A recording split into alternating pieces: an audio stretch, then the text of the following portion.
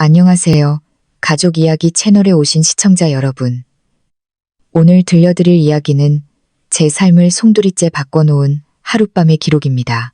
차가운 비가 쏟아지던 그날 밤, 한 낯선 남자가 하룻밤만 묵게 해달라며 문을 두드렸습니다. 쓰러질 듯 위태로운 모습에 마음이 약해져 그를 드린 것이 제 인생을 송두리째 뒤흔들 줄은 꿈에도 몰랐습니다.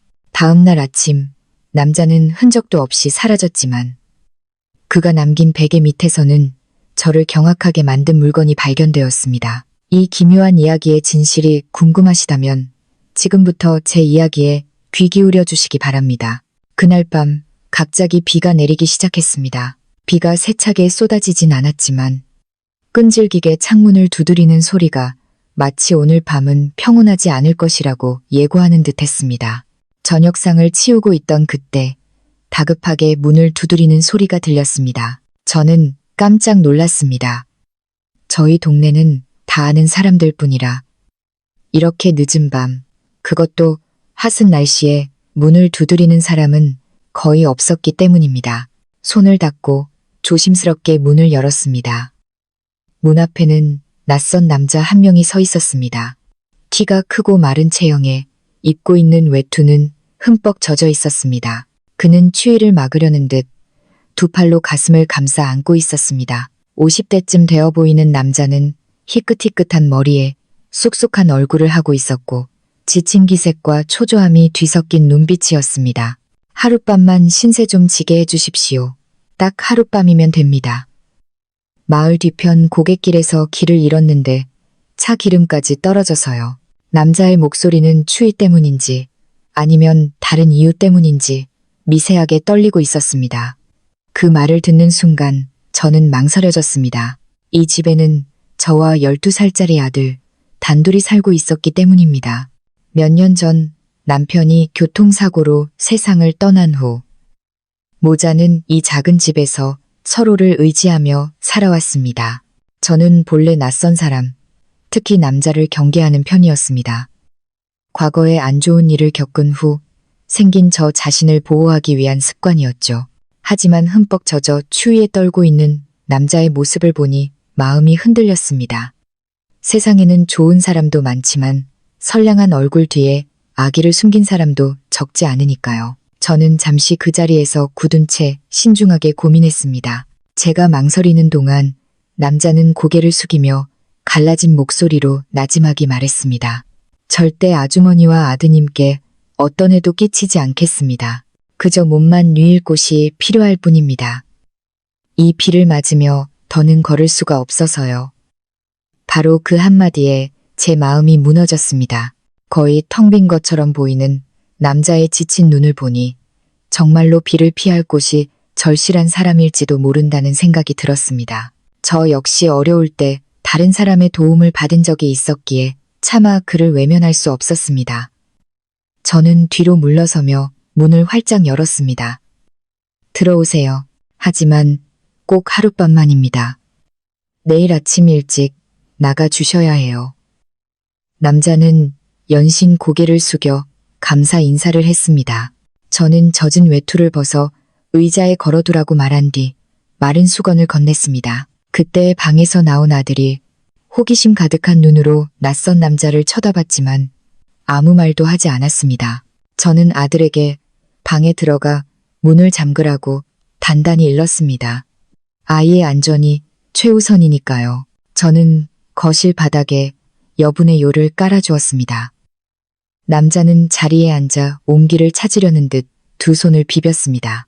그때 저는 남자의 손에 긁힌 상처가 여러 군데 있는 것을 발견했습니다. 마치 넘어지거나 무언가에 세게 부딪힌 것 같았습니다. 손은 왜 그러세요? 제가 묻자 그는 잠시 자기 손을 내려다보더니 나지막이 대답했습니다. 개울가를 지나다가 미끄러졌습니다. 괜찮습니다. 평범한 대답이었지만 어딘가 석연치 않은 구석이 있었습니다. 보통 사람이 비 오는 밤에 왜 개울가로 다닐까? 하지만 저는 더 묻지 않고 그가 심하게 떠는 것을 보고 따뜻한 죽 한 그릇을 내왔습니다. 남자는 죽 그릇을 평소보다 오랫동안 바라보았습니다. 감사함과 슬픔이 뒤섞인 듯한 복잡한 눈빛이었습니다. 그는 아주 천천히 한 숟갈 한 숟갈마다 지친 삶의 무게를 삼키듯 죽을 먹었습니다. 저는 안전거리를 유지하며 조금 떨어진 곳에 앉아 그의 모든 행동을 주시했습니다.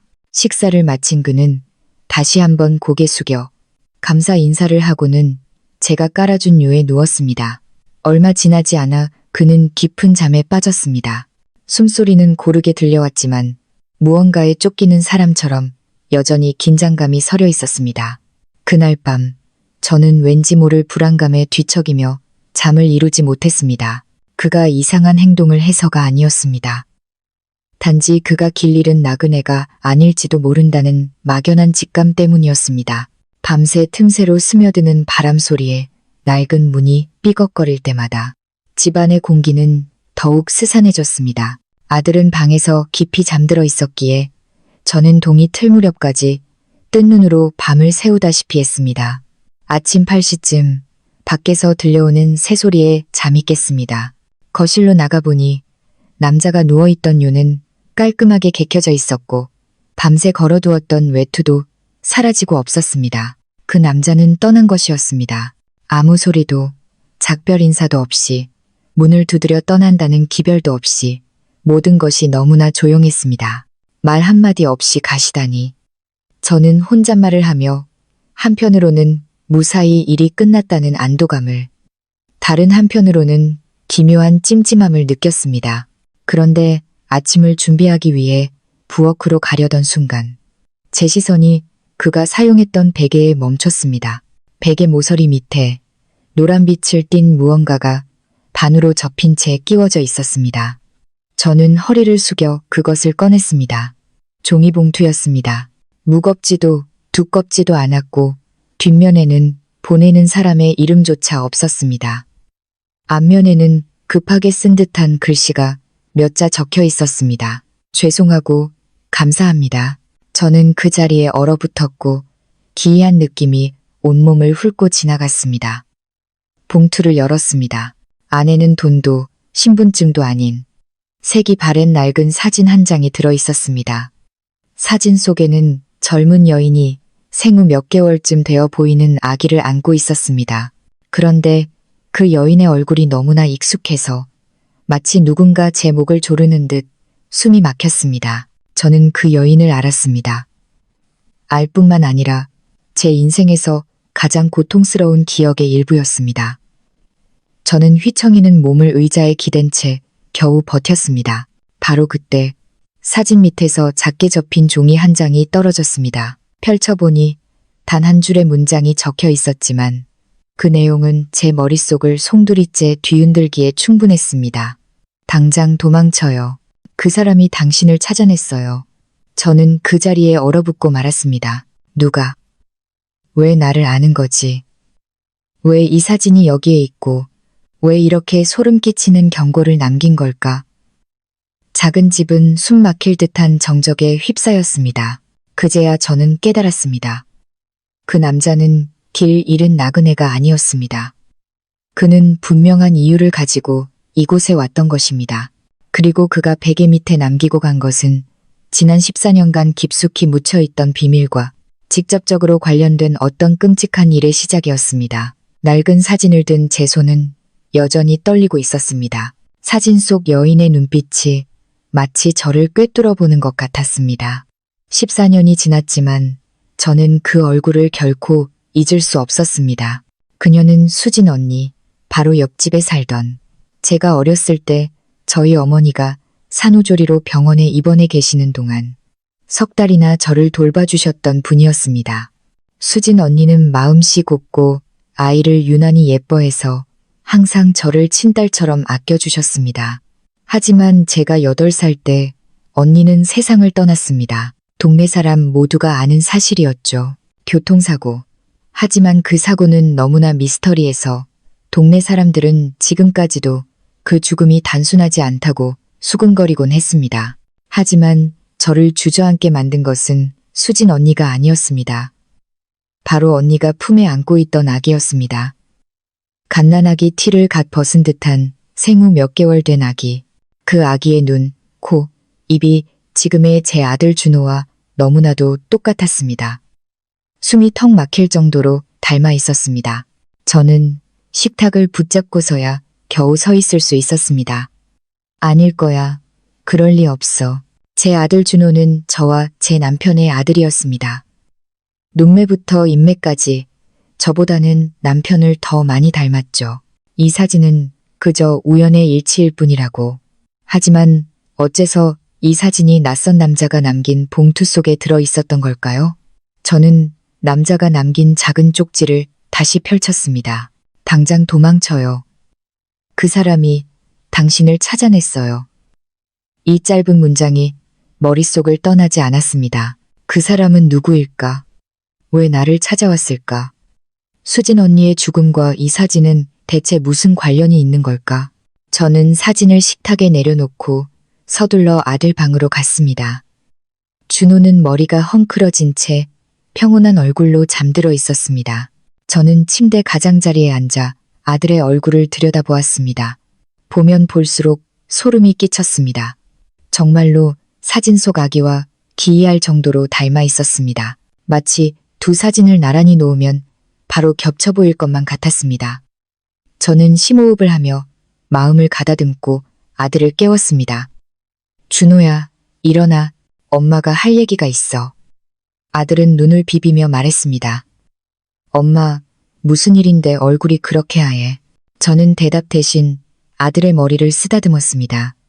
아침 먹고 옆 동네 박 아주머니 댁에 가서 친구들이랑 놀고 있어. 엄마가 잠깐 나갔다 올게. 아들은 걱정스러운 눈빛으로 저를 보았습니다. 엄마 어디가? 나도 같이 가면 안 돼? 안 돼. 박 아주머니 댁에 가 있어. 엄마 말 잘 들어야 해.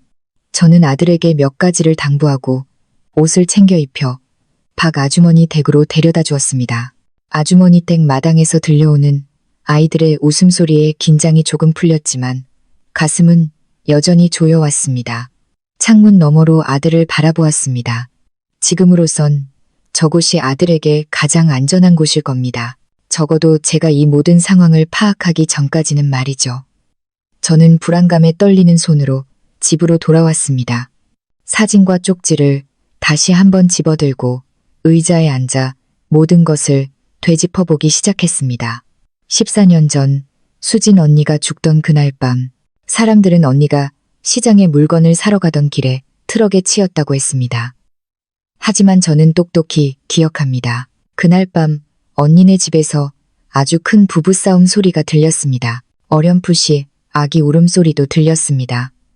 하지만 제가 달려갔을 때 문은 굳게 닫혀 있었습니다. 싸움 소리를 들은 이웃들도 달려왔지만 몇 분 뒤 수진 언니가 뛰쳐나왔고 바로 사람들 눈앞에서 사고가 일어났습니다. 그 후로는 아무도 그 일에 대해 더 이상 말하지 않았고 감히 입에 올리지도 않았습니다. 그리고 언니의 가족은 모두 동네를 떠나 그 집은 몇 년 동안이나 텅 비어 있었습니다. 소름이 끼쳤습니다. 그 낯선 남자는 수진 언니의 가족과 관련이 있는 걸까? 아니면 그날 사건의 당사자 중 한 명이었을까? 저는 한참 동안 멍하니 앉아 있었습니다. 밖에는 햇살이 비치고 있었지만 집안은 마치 찬바람이 부는 듯 서늘했습니다. 생각할수록 섬뜩했습니다. 저는 다시 사진을 들여다보다가 한 가지 디테일을 발견했습니다. 수진 언니의 등 뒤로 아주 익숙한 집의 한 구석이 보였습니다. 옛날 언니네 집 부엌과 너무나 흡사했습니다. 저는 어릴 때 언니가 만들어주는 간식을 얻어먹으러 자주 갔기 때문에 똑똑히 기억합니다. 바닥, 벽, 그리고 물 항아리까지 모든 것이 똑같았습니다. 그렇다면 이 사진은 언니네 집에서 찍은 것이고 사진 속 아기는 누구일까? 언니의 아들. 하지만 언니가 아이를 가졌다는 말은 한 번도 들어본 적이 없었습니다. 동네 사람들 모두 언니가 결혼하지 않았다고 알고 있었습니다. 그렇다면 저 아기는 어디서 온 걸까? 저는 숨이 가빠지고 목이 메어왔습니다. 끔찍한 질문 하나가 문득 머릿속을 스쳤습니다. 설마. 저는 제 생각에 놀라 세차게 고개를 저었습니다. 그럴 리 없어. 절대로 그런 일은 있을 수 없어. 나는 분명 병원에서 아이를 낳았고 내 눈으로 똑똑히 봤어. 남편이 분만실에서 아이를 안고 나왔는데 아이가 바뀌거나 하는 일은 절대 있을 수 없어. 바로 그때 골목 밖에서 발소리가 들렸습니다. 축축한 흙바닥을 밟는 소리였습니다. 아주 낯선 소리였습니다. 동네 사람의 발소리가 아니었습니다. 조심스러우면서도 분명한 목적이 있는 발걸음이었습니다. 저는 문으로 다가가 작은 틈으로 밖을 내다보았습니다. 어젯밤에 그 남자가 아닌 다른 남자가 저희 집 대문 앞에 서 있었습니다. 그는 어두운 색 셔츠에 챙이 넓은 모자를 쓰고 있어 얼굴 대부분이 가려져 있었습니다. 하지만 그 눈빛, 칼날처럼 날카로운 눈빛이 마치 제가 안에 서 있는 것을 이미 안다는 듯이 저희 집을 똑바로 쳐다보고 있었습니다. 저는 한 걸음 뒤로 물러섰습니다. 남자는 초인종을 눌렀습니다. 띵동. 보통 사람들처럼 짧게 누르는 것이 아니라 마치 저를 초조하고 긴장하게 만들려는 듯 길게 눌렀습니다. 저는 문을 열지 않았습니다. 초인종 소리가 다시 한번 울리더니 그는 손을 내리고 가만히 서 있었습니다. 소름 끼치는 침묵이 집 안으로 흘러들었습니다. 제 숨소리마저 선명하게 들렸습니다. 몇 초 후 남자는 주머니에 손을 넣어 손바닥만 한 작은 물건을 꺼냈습니다.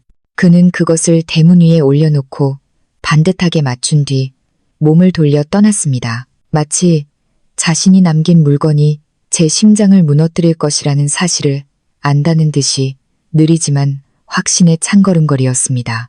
저는 그가 멀리 사라진 것을 확인하고서야 조심스럽게 문을 열었습니다.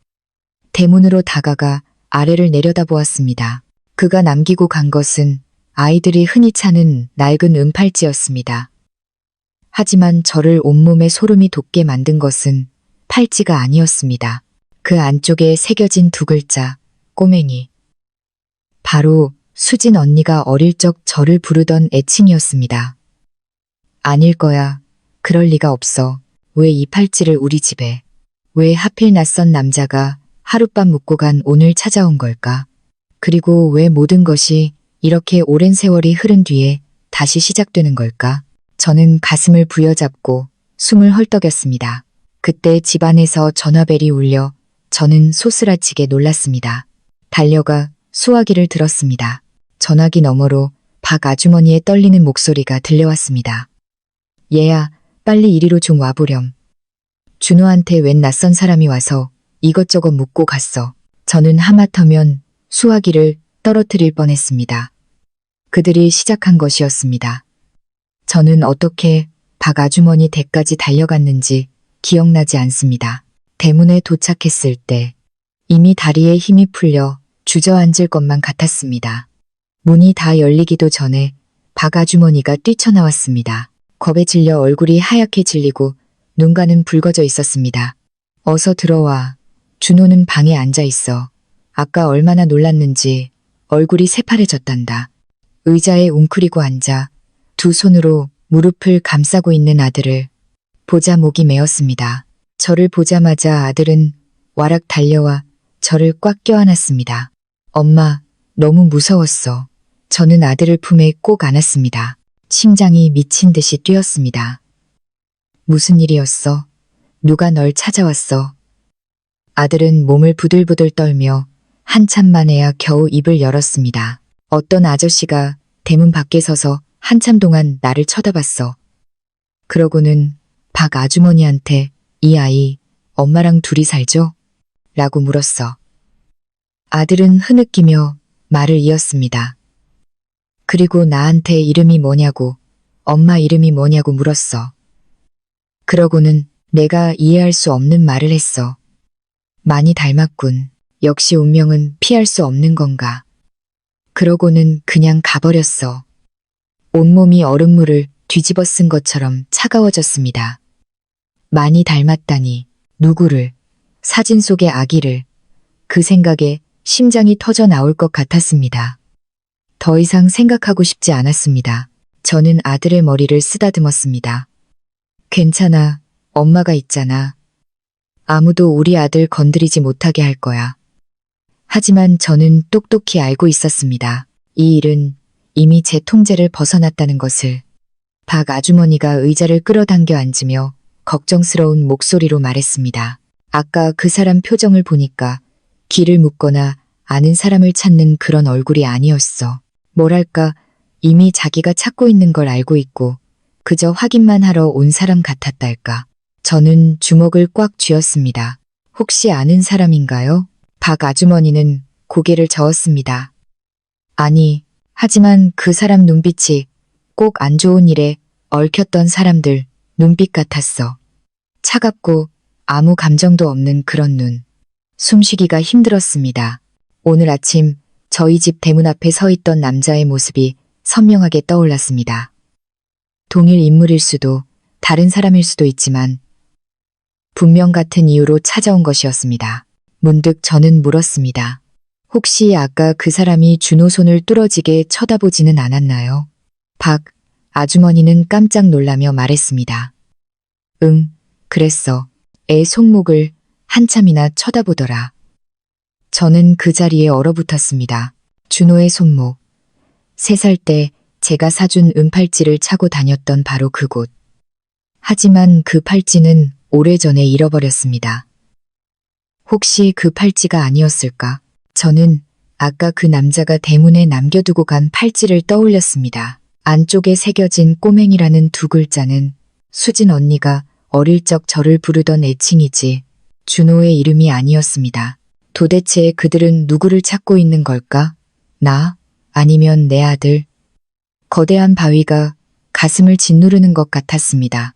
저는 자리에 앉아 심호흡을 하며 마음을 진정시키려 애썼습니다. 박 아주머니, 부탁 하나만 드릴게요. 박 아주머니는 저를 보며 말했습니다. 말만 해. 준호를 잠시만 더 맡아주세요. 낯선 사람은 절대 가까이 오지 못하게 해주시고요. 누가 와서 물으면 모른다고 문 열어주지 말아주세요. 박 아주머니는 제 손을 꽉 잡으며 단호하게 말했습니다. 걱정 마. 누구든 나쁜 맘 먹고 이 집 대문 안으로 들어오면 내가 머리통을 깨버릴 테니. 아주머니의 말이 조금은 위안이 되었지만 두려움은 여전히 온몸을 감싸고 있었습니다. 저는 아들을 다시 한번 껴안고 아주머니 댁을 나섰습니다. 대문을 나서기 전 아들을 돌아보았습니다. 아들의 눈빛은 마치 제가 답해줄 수 없는 수천 가지 질문을 하고 있는 것 같았습니다. 아주머니 댁을 나온 저는 곧장 수진 언니의 옛집, 10년 넘게 버려진 폐가로 향했습니다. 왜인지 모르게 직감이 저를 그곳으로 이끌었습니다. 무슨 일이 벌어지고 있는지 알려면 수진 언니로부터 시작해야만 했습니다. 길을 걷는 동안 누군가 저를 따라오는 듯한 느낌을 받았습니다. 사람이 아니라 감시당하고 있다는 기분이었습니다. 바람이 불어 나뭇잎이 부딪히는 소리마저 마치 누군가 나뭇잎 사이에서 저를 지켜보는 눈동자처럼 느껴졌습니다. 저는 걸음을 재촉했습니다. 가장 한적한 골목에 이르렀을 때 갑자기 뒤에서 오토바이 소리가 들렸습니다. 크지 않지만 차갑고 일정한 엔진 소리였습니다. 돌아보니 검은색 오토바이 한 대가 속도를 줄이며 다가오고 있었습니다. 운전자는 헬멧과 마스크로 얼굴을 가려 표정을 읽을 수 없었습니다. 오토바이는 제 바로 옆에 멈춰섰고 심장이 쿵 내려앉았습니다. 저는 반사적으로 한 걸음 뒤로 물러섰습니다. 오토바이에 탄 남자는 아무 말 없이 장갑 낀 손으로 물건 하나를 내밀었습니다. 바로 제가 베개 밑에서 발견했던 것과 똑같은 낡은 사진이었습니다. 하지만 한 가지 다른 점이 있었습니다. 사진 속 수진 언니의 등 뒤에 남자 한 명이 더 서 있었습니다. 얼굴은 그림자에 가려져 있었지만 체격은 알아볼 수 있었습니다. 어깨가 넓고 다부진 체격의 남자가 언니 바로 뒤에 바짝 붙어 서 있었습니다. 제가 채 입을 열기도 전에 남자가 먼저 말했습니다. 목소리는 심하게 갈라져 있었습니다. 그 사진 아직 가지고 있어? 저는 숨이 차는 듯 했습니다. 남자는 말을 이었습니다.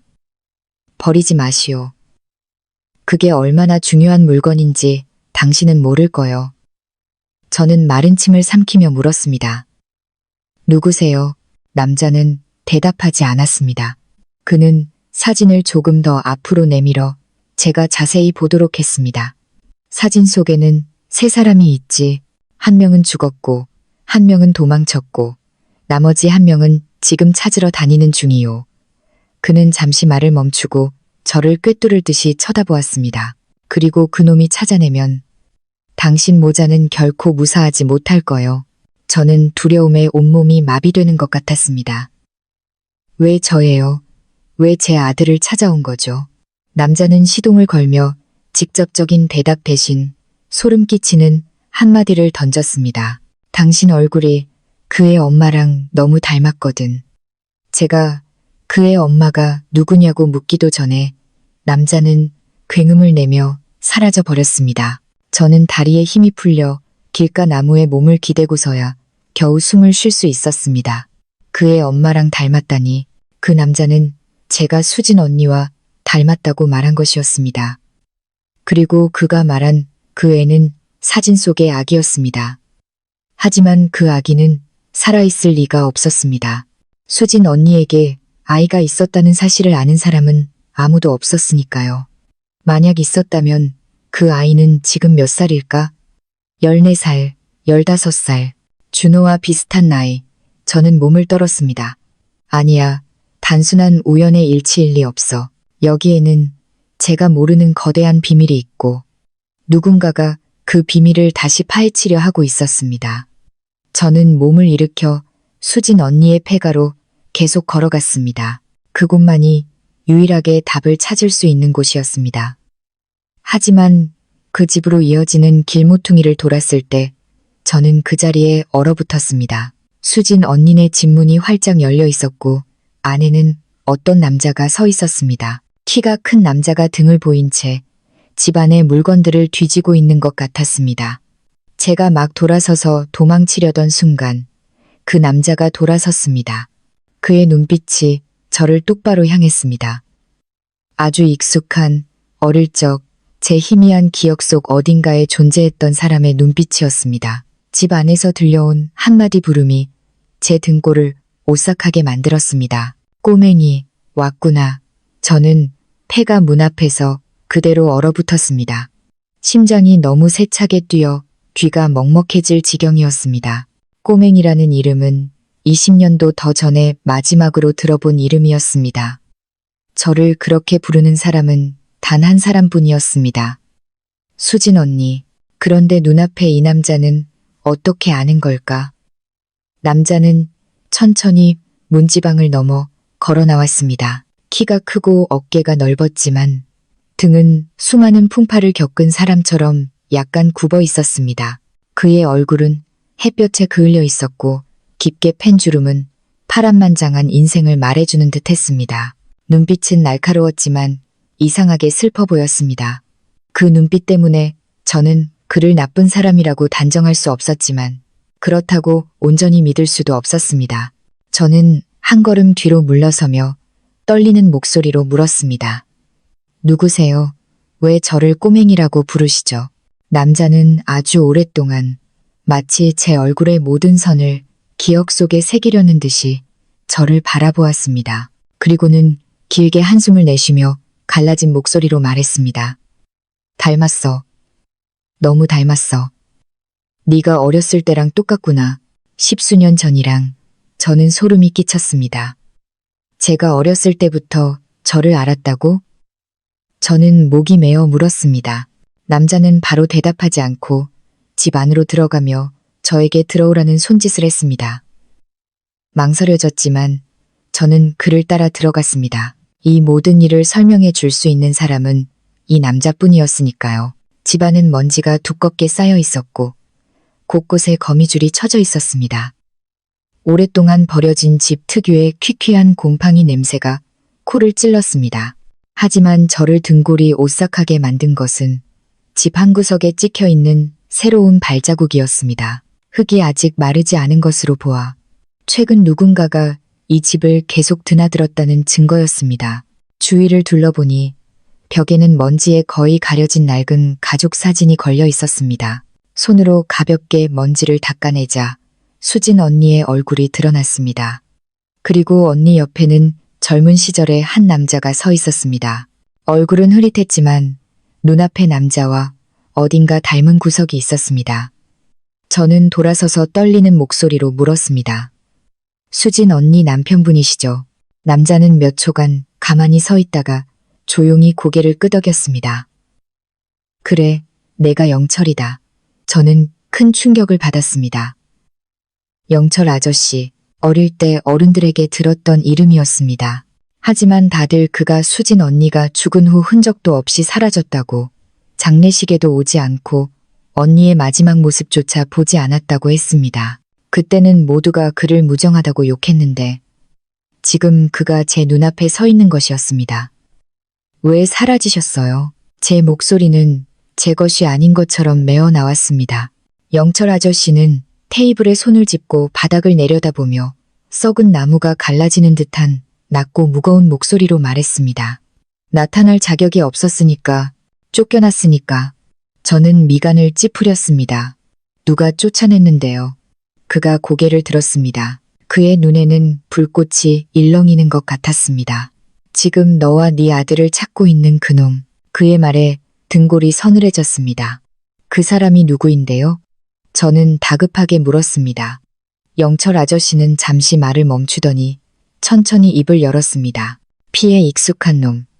인간성을 거의 상실한 놈이다. 한때 수진이의 오빠였던 놈이지. 저는 너무 놀라 식탁을 붙잡아야 했습니다. 태식 외삼촌. 하지만 제가 기억하는 외삼촌은 아주 온화한 분이셨어요.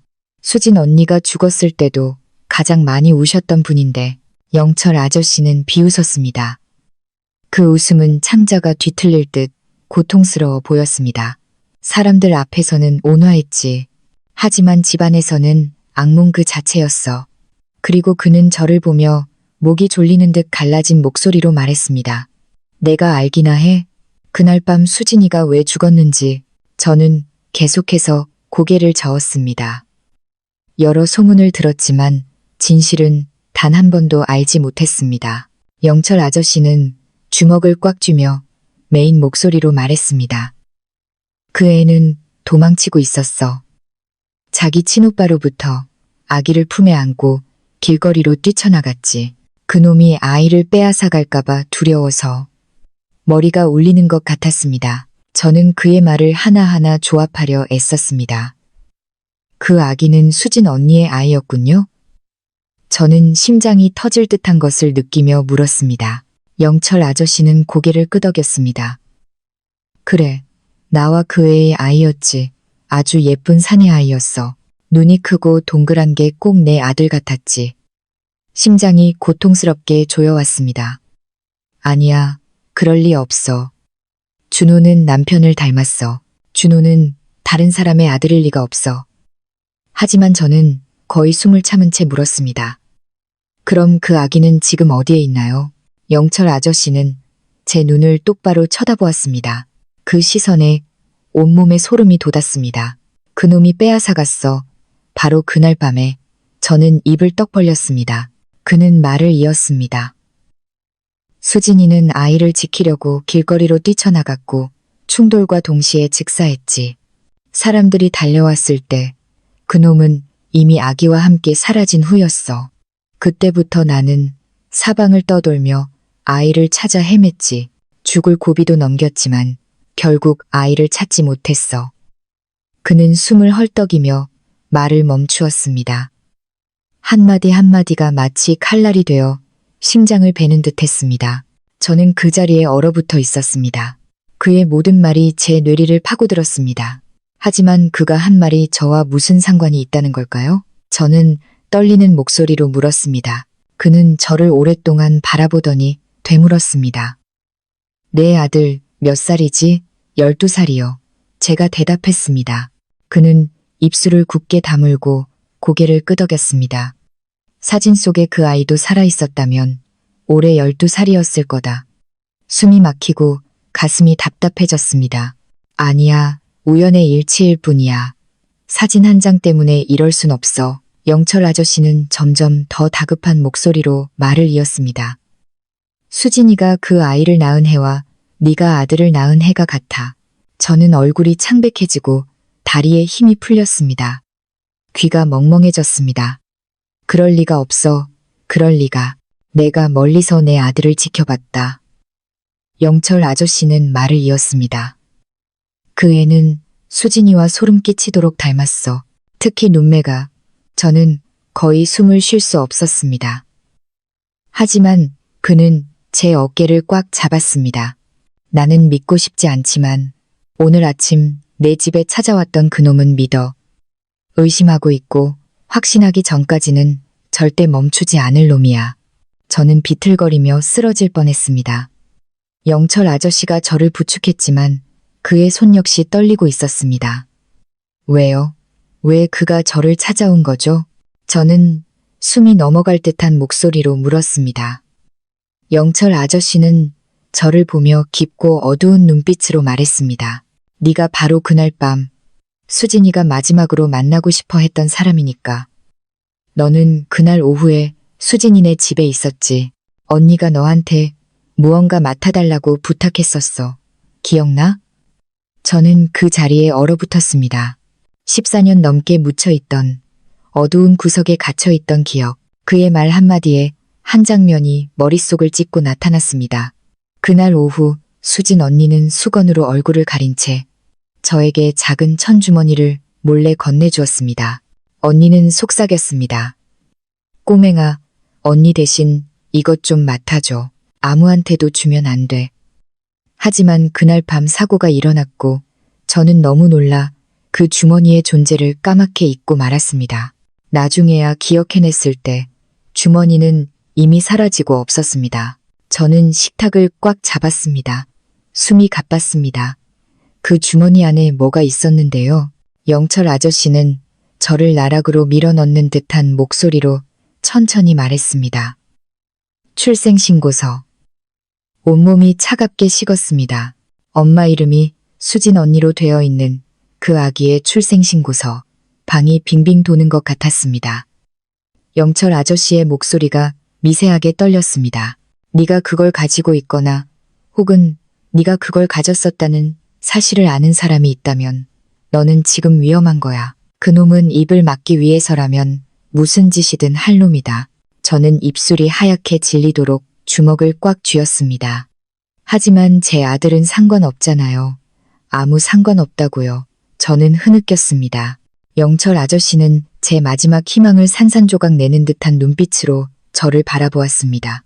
내 아들인지 나는 아직 모르겠다. 하지만 네가 도망치지 않으면 우리보다 그놈이 먼저 알아내게 될 거다. 저는 벌떡 일어났습니다.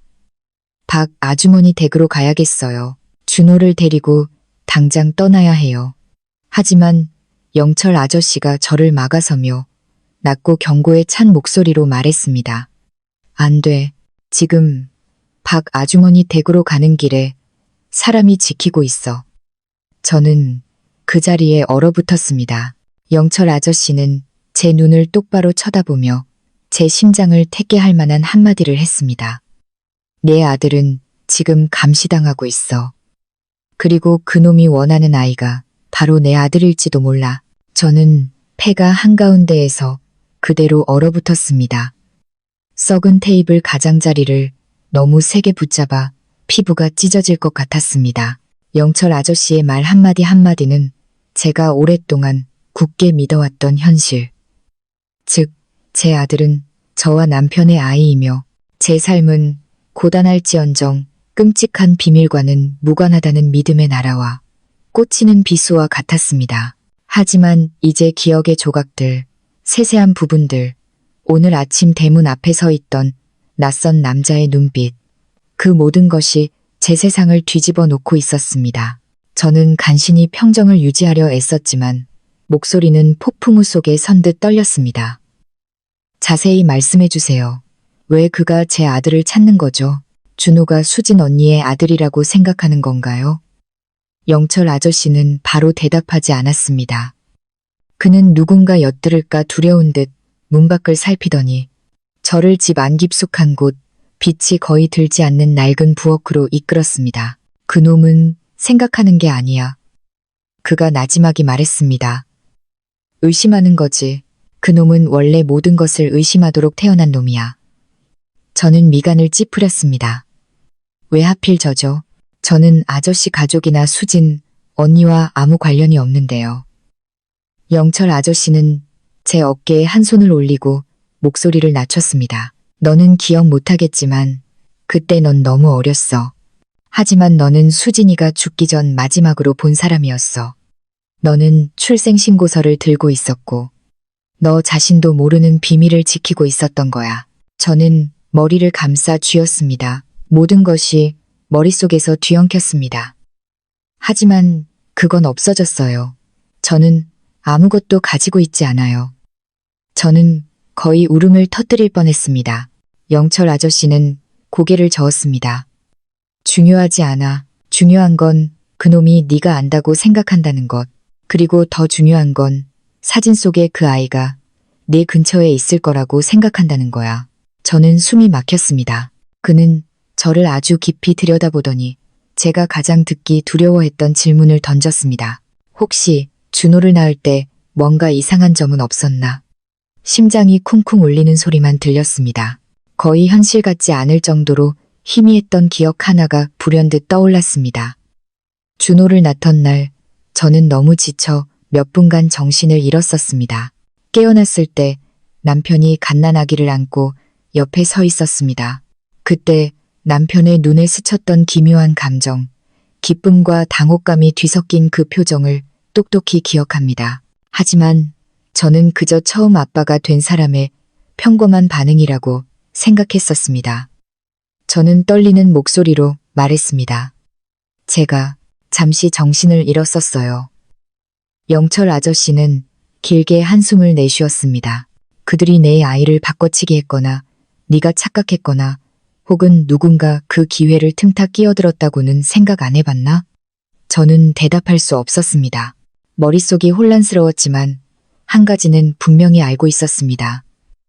준호가 누구든 그는 제 아들이었습니다. 제 뱃속에서 9달을 살았고 밤마다 제 손을 잡았으며 아플 때마다 제가 품에 안았던 아이였습니다. 누구도 그 아이를 건드릴 권리는 없었습니다. 저는 주먹을 꽉 쥐었습니다. 목소리는 메었지만 전보다 날카로워졌습니다. 그럼 이제 제가 어떻게 해야 하죠? 영철 아저씨는 고뇌에 찬 눈빛으로 저를 바라보았습니다. 준호를 데리고 떠나야 해. 빠르면 빠를수록 좋아. 집으로 돌아가서도 안 되고 박 아주머니 댁으로 가서도 안 돼. 그놈이 거기서 매복하고 있을지도 몰라. 저는 경악했습니다. 준호는 지금 거기에 있단 말이에요.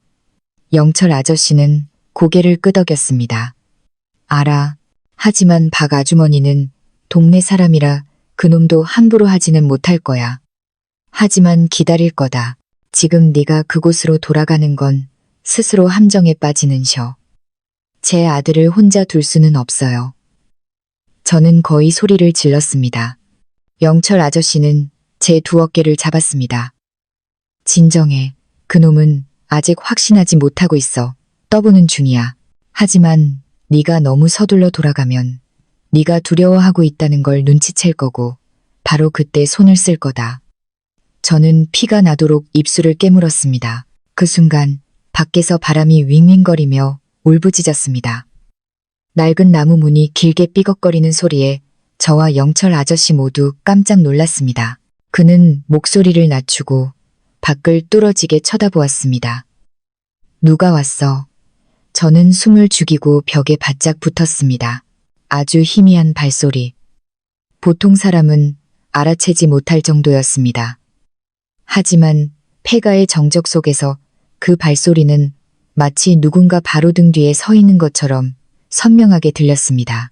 발소리는 현관 앞에서 멈췄습니다.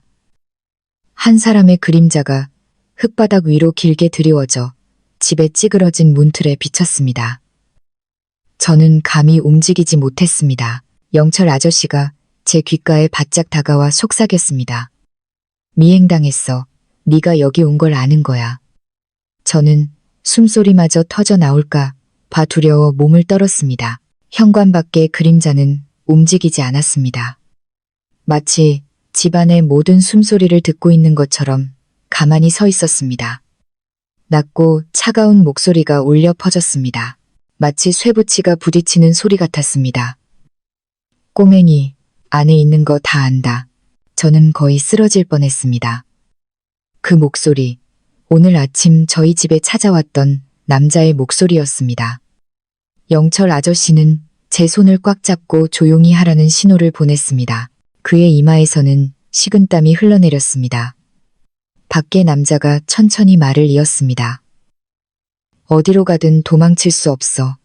이리 나와. 그냥 얘기 좀 하자는 거니까. 저는 제 옷자락을 꽉 움켜쥐었습니다. 나가면 안 돼요. 영철 아저씨가 실처럼 가는 목소리로 속삭였습니다. 놈이 말하는 얘기라는 건 널 밖으로 끌어내서 얼굴을 확인하겠다는 뜻이야. 내 얼굴을 똑똑히 보기만 하면 내 아들이 그 옛날의 아기인지 아닌지 알게 될 거다. 저는 고개를 끄덕였습니다. 입술은 파랗게 질려 있었습니다. 갑자기 문을 부술듯이 세게 걷어차는 소리가 들렸고 집 전체가 흔들렸습니다.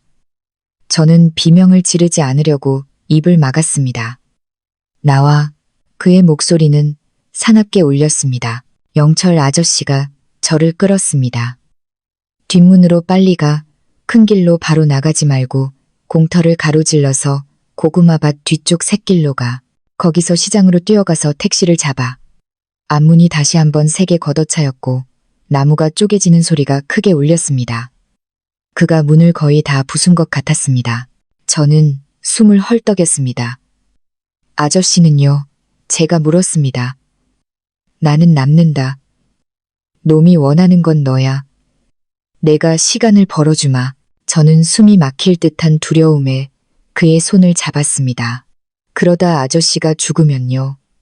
저 사람은 위험하잖아요. 영철 아저씨는 저를 살짝 밀었습니다. 평생 도망만 치면서 살 수는 없어. 이제 빚을 갚을 때가 됐다. 앞문이 박살났습니다.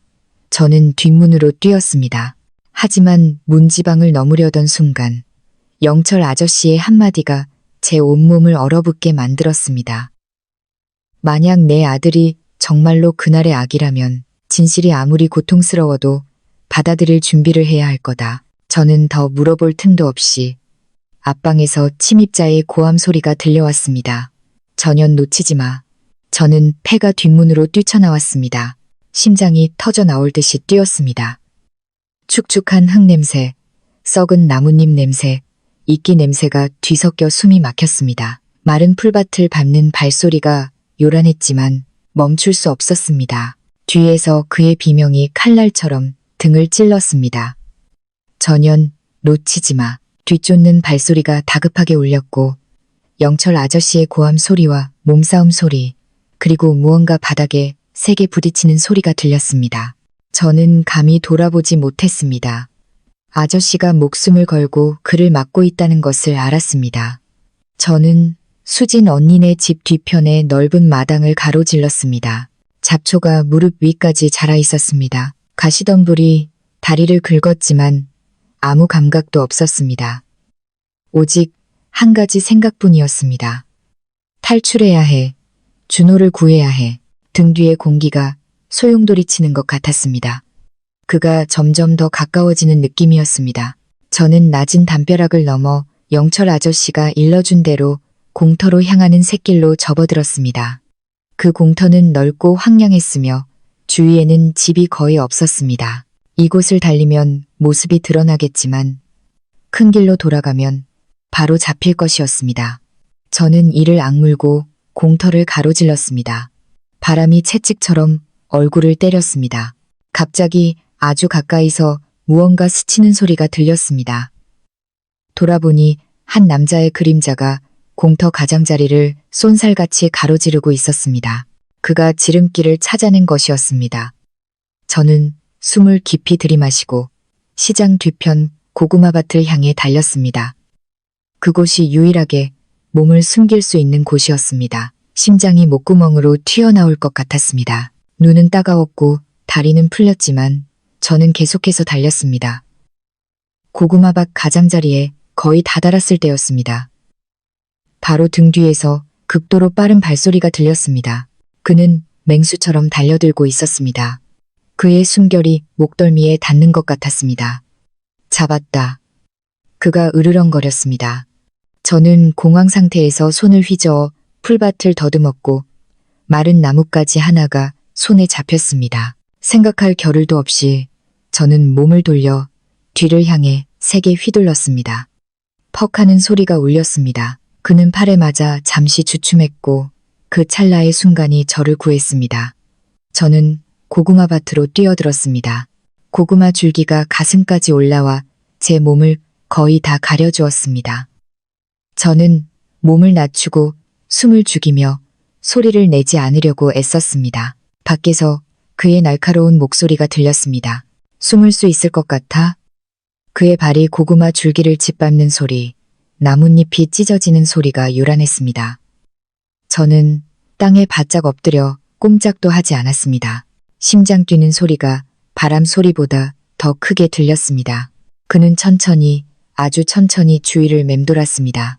마치 사냥감을 기다리는 맹수처럼 저는 울음이 터져 나오지 않도록 피가 나도록 입술을 깨물었습니다.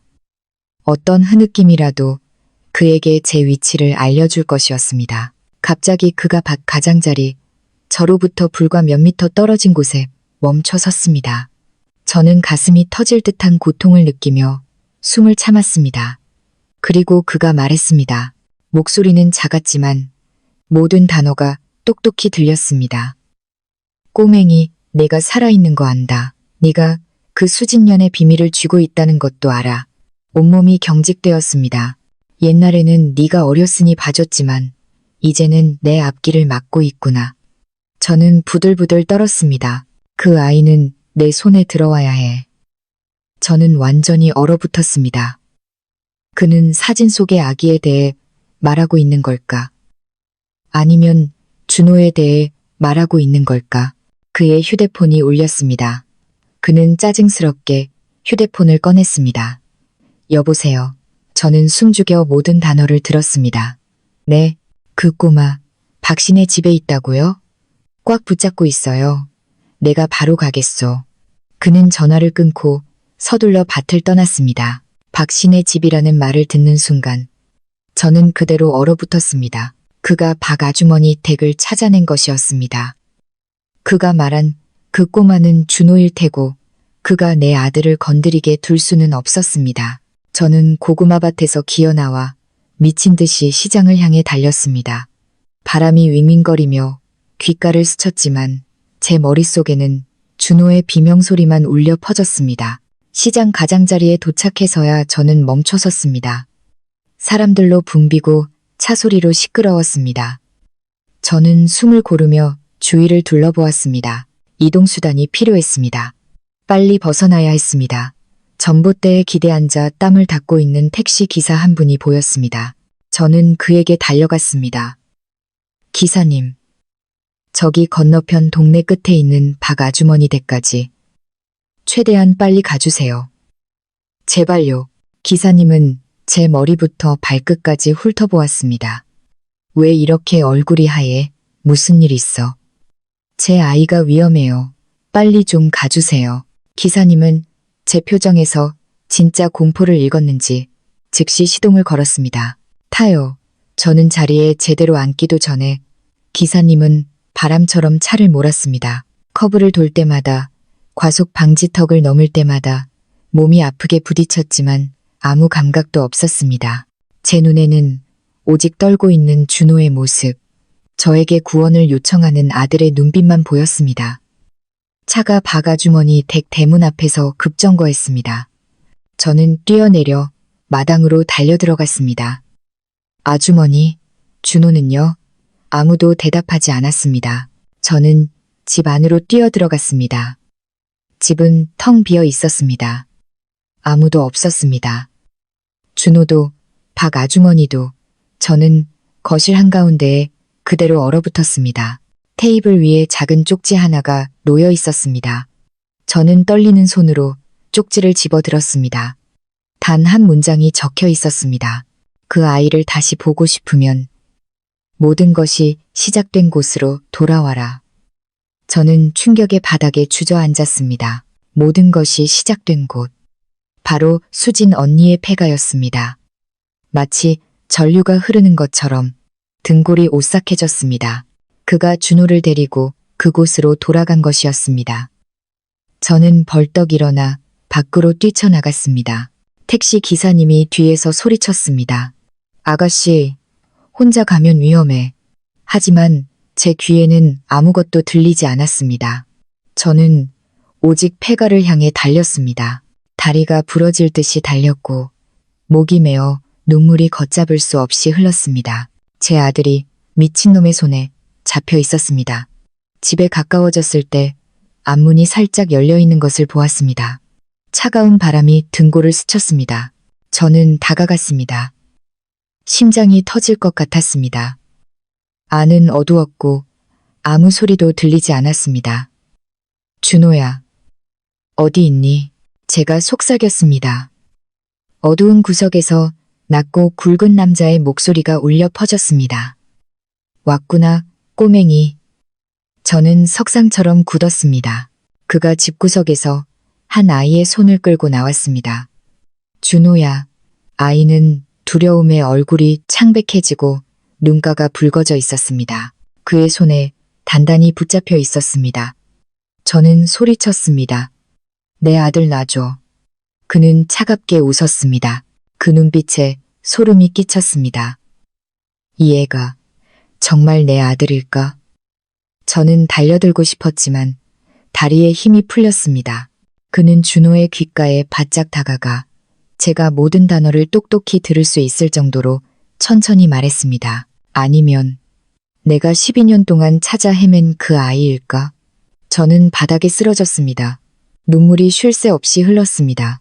준호는 절망에 찬 목소리로 흐느꼈습니다. 엄마, 구해줘. 목이 졸리는 듯 메어왔습니다. 저는 그가 준호의 손목을 꽉 잡고 있는 것을 보았습니다. 아들은 너무 놀라 울음조차 제대로 터뜨리지 못하고 가쁜 숨과 목에 걸린 작은 신음소리만 내뱉고 있었습니다. 아이의 손이 저를 향해 뻗어 있었습니다. 부들부들 떨면서 엄마, 나 버리지 마. 저는 눈도 깜빡일 수 없었습니다. 매 순간이 칼날처럼 저를 베는 것 같았습니다. 저는 두 손을 들고 평정을 유지하려 애썼습니다. 제가 왔어요. 원하는 게 뭐예요? 말만 하세요. 대신 제 아들은 놔주세요. 그는 제 반응을 저울질하듯 눈을 가늘게 떴습니다. 그리고 그의 손이 천천히 준호의 어깨를 짓눌렀습니다. 세게 누르지는 않았지만 아들이 부들부들 떨기에는 충분했습니다. 놔달라고. 그는 목이 쉰 듯한 웃음을 터뜨렸습니다. 놔주면 도망갈 거 아니냐? 네가 그 애를 품에 안고 또다시 숨을 거 아니냐? 그렇게 쉽지는 않을 거다. 저는 떨리지 않는 목소리를 내려고 애썼습니다. 저는 도망친 적 없어요. 아저씨가 하는 말에 대해서도 아무것도 몰라요. 그는 제 눈을 똑바로 쳐다보았습니다. 그 시선은 심연 속 검은 돌처럼 깊고 차가웠으며 위험했습니다. 그럼 묻겠다. 그날 밤을 기억하나? 내 여동생이 길에서 죽어나간 그날 밤. 차가운 기운이 등골을 타고 흘렀습니다. 그는 준호를 끌고 한 걸음 다가왔습니다. 저는 반사적으로 뒤로 물러섰습니다. 너는 그의 근처에 있었던 마지막 사람이었어. 그가 말했습니다. 그의 목소리는 수천 가지의 원한을 억누르는 듯 낮게 깔려 있었습니다. 너는 그 주머니를 가지고 있었고 그 안에 뭐가 들었는지 알고 있었고 그 애가 어디로 도망치려 했는지도 알고 있었어. 너는 다 알고 있었지, 안 그래? 저는 비명을 질렀습니다. 다리에 힘이 풀려 주저앉을 것만 같았습니다. 그때 전 겨우 8살이었어요. 아무것도 몰랐다고요. 무슨 일이 일어났는지 제대로 보지도 못했어요. 그는 몇 초간 침묵하더니 천천히 제 눈높이까지 몸을 숙였습니다. 그의 눈은 분노로 붉게 충혈되어 있었습니다. 하지만 너는 출생신고서를 가지고 있었어. 저는 숨이 막혔습니다. 그 서류를 누구에게 줬지? 누구에게 줬냐고. 그의 목소리는 집 전체가 울릴 정도로 커졌습니다. 준호는 공포에 질려 울음을 터뜨렸습니다. 엄마, 저는 반쯤 앞으로 나섰습니다. 하지만 그는 준호의 손을 세게 잡아당겨 뒤로 물러서게 했습니다. 가만히 있어. 그가 소리쳤습니다. 저는 피가 나도록 입술을 꽉 깨물고 주먹을 쥐었습니다. 안 가지고 있었어요. 안 가지고 있었다고요. 저는 그 주머니 안을 들여다본 적도 없어요. 저는 목이 거의 찢어질 듯이 소리쳤습니다. 그는 비웃었습니다. 잊어버렸거나 잊은 척하는 거겠지. 저는 고개를 저었습니다. 눈물이 걷잡을 수 없이 흘렀습니다. 척하는 거 아니에요. 저는 수진 언니가 주머니를 준 것만 기억해요. 그리고 그날 밤 언니가 죽었어요. 저는 너무 놀라서 집으로 도망쳤고 다음 날이 되니 그 주머니는 사라지고 없었어요.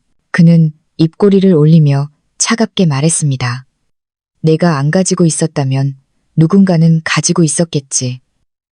저는 그 자리에 굳었습니다. 누구요? 그는 제 온몸을 무너뜨리는 한마디로 대답했습니다. 내 남편. 저는 마치 뒤에서 누군가에게 세게 밀쳐진 것 같았습니다. 귀가 멍멍해졌습니다. 잘못 들었을 거라고 생각했습니다. 뭐라고요? 제가 속삭였습니다. 그는 제 반응을 똑똑히 보려는 듯 준호를 잡고 있던 손에 힘을 약간 풀었습니다. 내 남편이 그 주머니를 주었어. 바로 그놈이 나한테 출생신고서를 줬지. 하지만 내가 너희 집에 찾아갔을 땐 너는 이미 아이를 낳은 후였어. 저는 그 자리에 얼어붙었습니다. 제 남편이요? 제가 끊어질 듯한 목소리로 되물었습니다. 그이가 그 사실을 알고 있었다고요? 그는 고개를 끄덕였습니다. 알고 있었지. 하지만 너한테는 숨겼어. 두려웠으니까. 저는 몸을 떨었습니다. 그럴 리가 없어.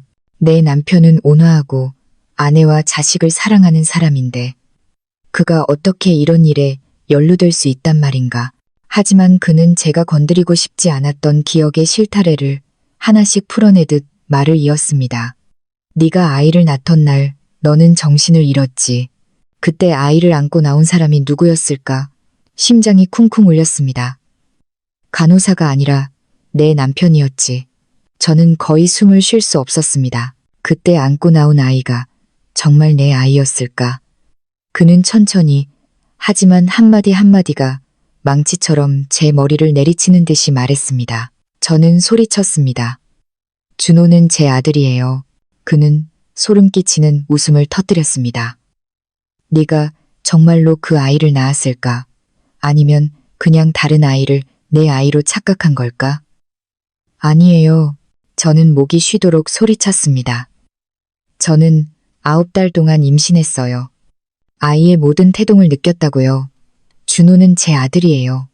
그는 단호한 목소리로 말했습니다. 누구 아들인지는 유전자 검사를 해보면 바로 알겠지. 저는 그의 목적을 이해하기 시작했습니다. 그는 준호를 죽이려는 것이 아니라 혈연 관계를 확인하고 싶었던 것이었습니다. 저는 떨리는 목소리로 말했습니다. 그래, 준호가 그날의 아기인지 아닌지 알고 싶으신 거죠? 그는 준호의 어깨를 꽉 쥐어 아이가 아픔에 신음하게 만들었습니다. 그래, 저는 소리쳤습니다. 내 아들 놔줘요. 그 애는 아무 상관없어요. 그가 맞받아쳤습니다. 상관 있어. 아주 많이. 만약 그 애가 수진이의 아들이라면 내가 데려가야 해. 우리 집안의 마지막 핏줄이니까. 준호가 울음을 터뜨렸습니다. 엄마, 아파요.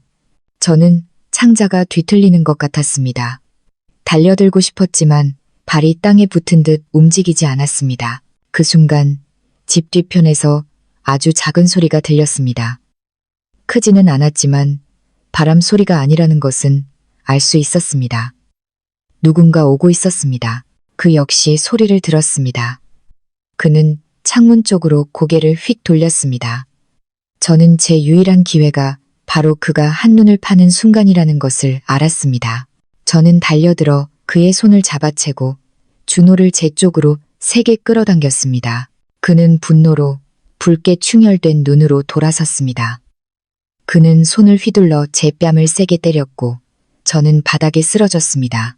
입에서 피가 터져 나왔습니다. 준호가 소리쳤습니다. 엄마. 그는 준호의 옷깃을 잡고 소리쳤습니다. 가만히 있어. 하지만 이번에는 그가 제압하지 못했습니다.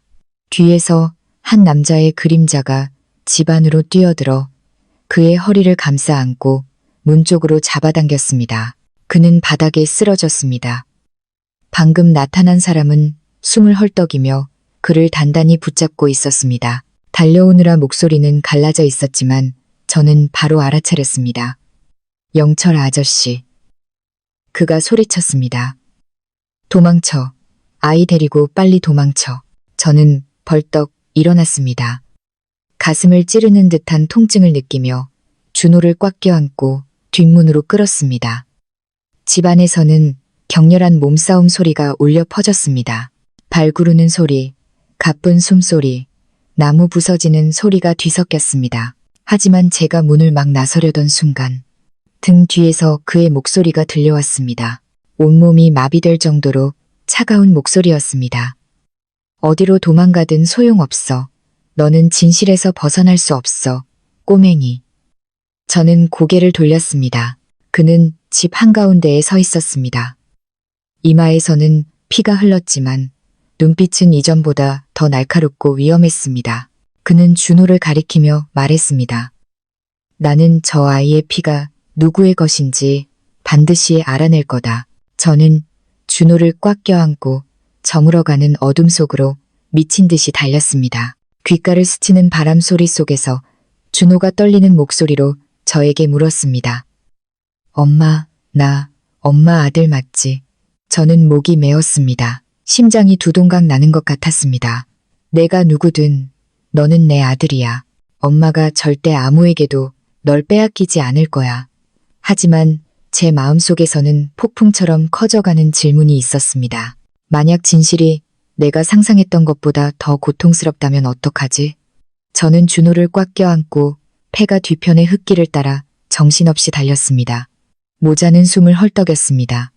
해질녘의 차가운 공기가 숨 쉴 때마다 목을 베는 듯 했습니다. 저는 그가 뒤쫓아올까 두려워 달리면서도 계속해서 뒤를 돌아보았습니다. 길가의 나무 그림자 하나에도 소스라치게 놀랐습니다. 준호는 겁에 질려 얼굴이 파랗게 변했고 제 옷자락을 꽉 붙잡은 손은 부러질 듯이 떨렸습니다. 엄마, 그 사람이 나한테 뭘 하려는 거야? 저는 목이 메었습니다. 아무도 널 건드릴 수 없어. 절대로. 하지만 제 마음속은 너무나 혼란스러워서 위로의 말조차 힘없이 떨렸습니다. 어디로 가야 할지 알 수 없었습니다. 영철 아저씨가 무사히 빠져나왔는지도 알 수 없었고 그 남자가 여전히 우리를 쫓고 있는지도 알 수 없었습니다. 제가 달려가는 모든 길이 매복 장소일 수 있었습니다. 마을 뒤편 논두렁에 이르렀을 때 오래전에 다른 곳으로 이사 가신 김할아버지의 텅 빈 오두막이 보였습니다. 낡고 허름했지만 적어도 잠시 몸을 숨길 수는 있는 곳이었습니다. 저는 준호를 끌고 안으로 들어갔습니다. 오두막 안에는 다리가 부러진 침대 하나와 찢어진 비닐 몇 장뿐이었지만 조용했습니다. 발소리도 부르는 소리도 쫓아오는 사람도 없었습니다. 저는 흙바닥에 주저앉아 준호를 품에 안았습니다. 모자는 함께 몸을 떨었습니다. 저는 심호흡을 하며 평정을 되찾으려 했지만 손은 여전히 멈추지 않고 떨렸습니다. 도망쳐야 해. 하지만 언제까지? 어디로? 준호가 고개를 들었습니다. 그의 눈은 촉촉하게 젖어 있었습니다. 엄마, 왜 그 사람이 내가 엄마 아들이 아니라고 했어? 저는 아들의 머리를 꽉 껴안았습니다. 그 사람 말 듣지 마. 너는 내 아들이야. 엄마 뱃속에서 9달 동안 살았어. 네가 아프면 엄마가 걱정하고 네가 열나면 엄마가 밤을 새웠어. 어떻게 네가 내 아들이 아닐 수 있겠어? 아들은 제 가슴에 얼굴을 묻었지만 작은 손은 여전히 부들부들 떨고 있었습니다. 저는 알 수 있었습니다. 아들은 그 남자 때문만이 아니라 저와 그의 입에서 나온 말들 때문에 두려워하고 있다는 것을. 그 순간 제가 수년 동안 애써 외면해왔던 진실이 더 선명하게 떠오르기 시작했습니다. 수진 언니가 저에게 준 주머니. 제가 아이를 낳던 날 남편이 먼저 아이를 안고 나왔던 것. 그날 그의 기묘했던 눈빛. 모든 것이 무시할 수 없는 경고처럼 하나로 합쳐졌습니다. 믿고 싶지 않았지만 도망칠수록 그것은 저를 더욱 옥죄어 왔습니다. 준호는 저를 한참 동안 바라보더니 물었습니다. 엄마, 만약에 내가 정말 엄마 아들이 아니면 그래도 나를 사랑해 줄 거야? 저는 그 자리에 굳었습니다. 찢어진 지붕 틈으로 바람이 불어와 아들의 앞머리를 흩날렸습니다. 그 순간 저는 그 어느 때보다도 아들을 선명하게 보았습니다. 무슨 일이 있을 때마다 저를 꽉 껴안는 모습. 제가 지쳐 보일 때 엄마를 보호하려는 모습. 아주 작은 잘못을 해도 울먹이며 사과하는 모습. 그는 제 손길로, 제 숨결로, 제 삶의 일부로 자라났습니다. 저는 아들의 어깨에 두 손을 얹고 그의 눈을 똑바로 쳐다보았습니다. 네가 누구든, 진실이 어떻든 너는 내 아들이야. 엄마는 내 목숨보다 너를 더 사랑해. 준호는 마치 가슴을 짓누르던 바위를 내려놓은 듯 와락 울음을 터뜨렸습니다. 저는 아들을 안았습니다. 심장이 너무 아파 견딜 수 없었습니다. 모든 것이 뒤엉켰지만 한 가지는 분명히 알 수 있었습니다. 저는 목숨을 걸고 이 아이를 지킬 것입니다. 오두막 밖에서 나뭇잎이 살짝 흔들리는 소리가 들렸습니다. 저는 깜짝 놀라 준호의 머리를 감싸고 틈새로 밖을 내다보았습니다. 사람의 그림자가 보였습니다. 저는 숨을 죽였습니다. 심장이 튀어나올 것 같았습니다. 그림자는 꼼짝도 하지 않았습니다. 익숙한 목소리가 들려왔습니다.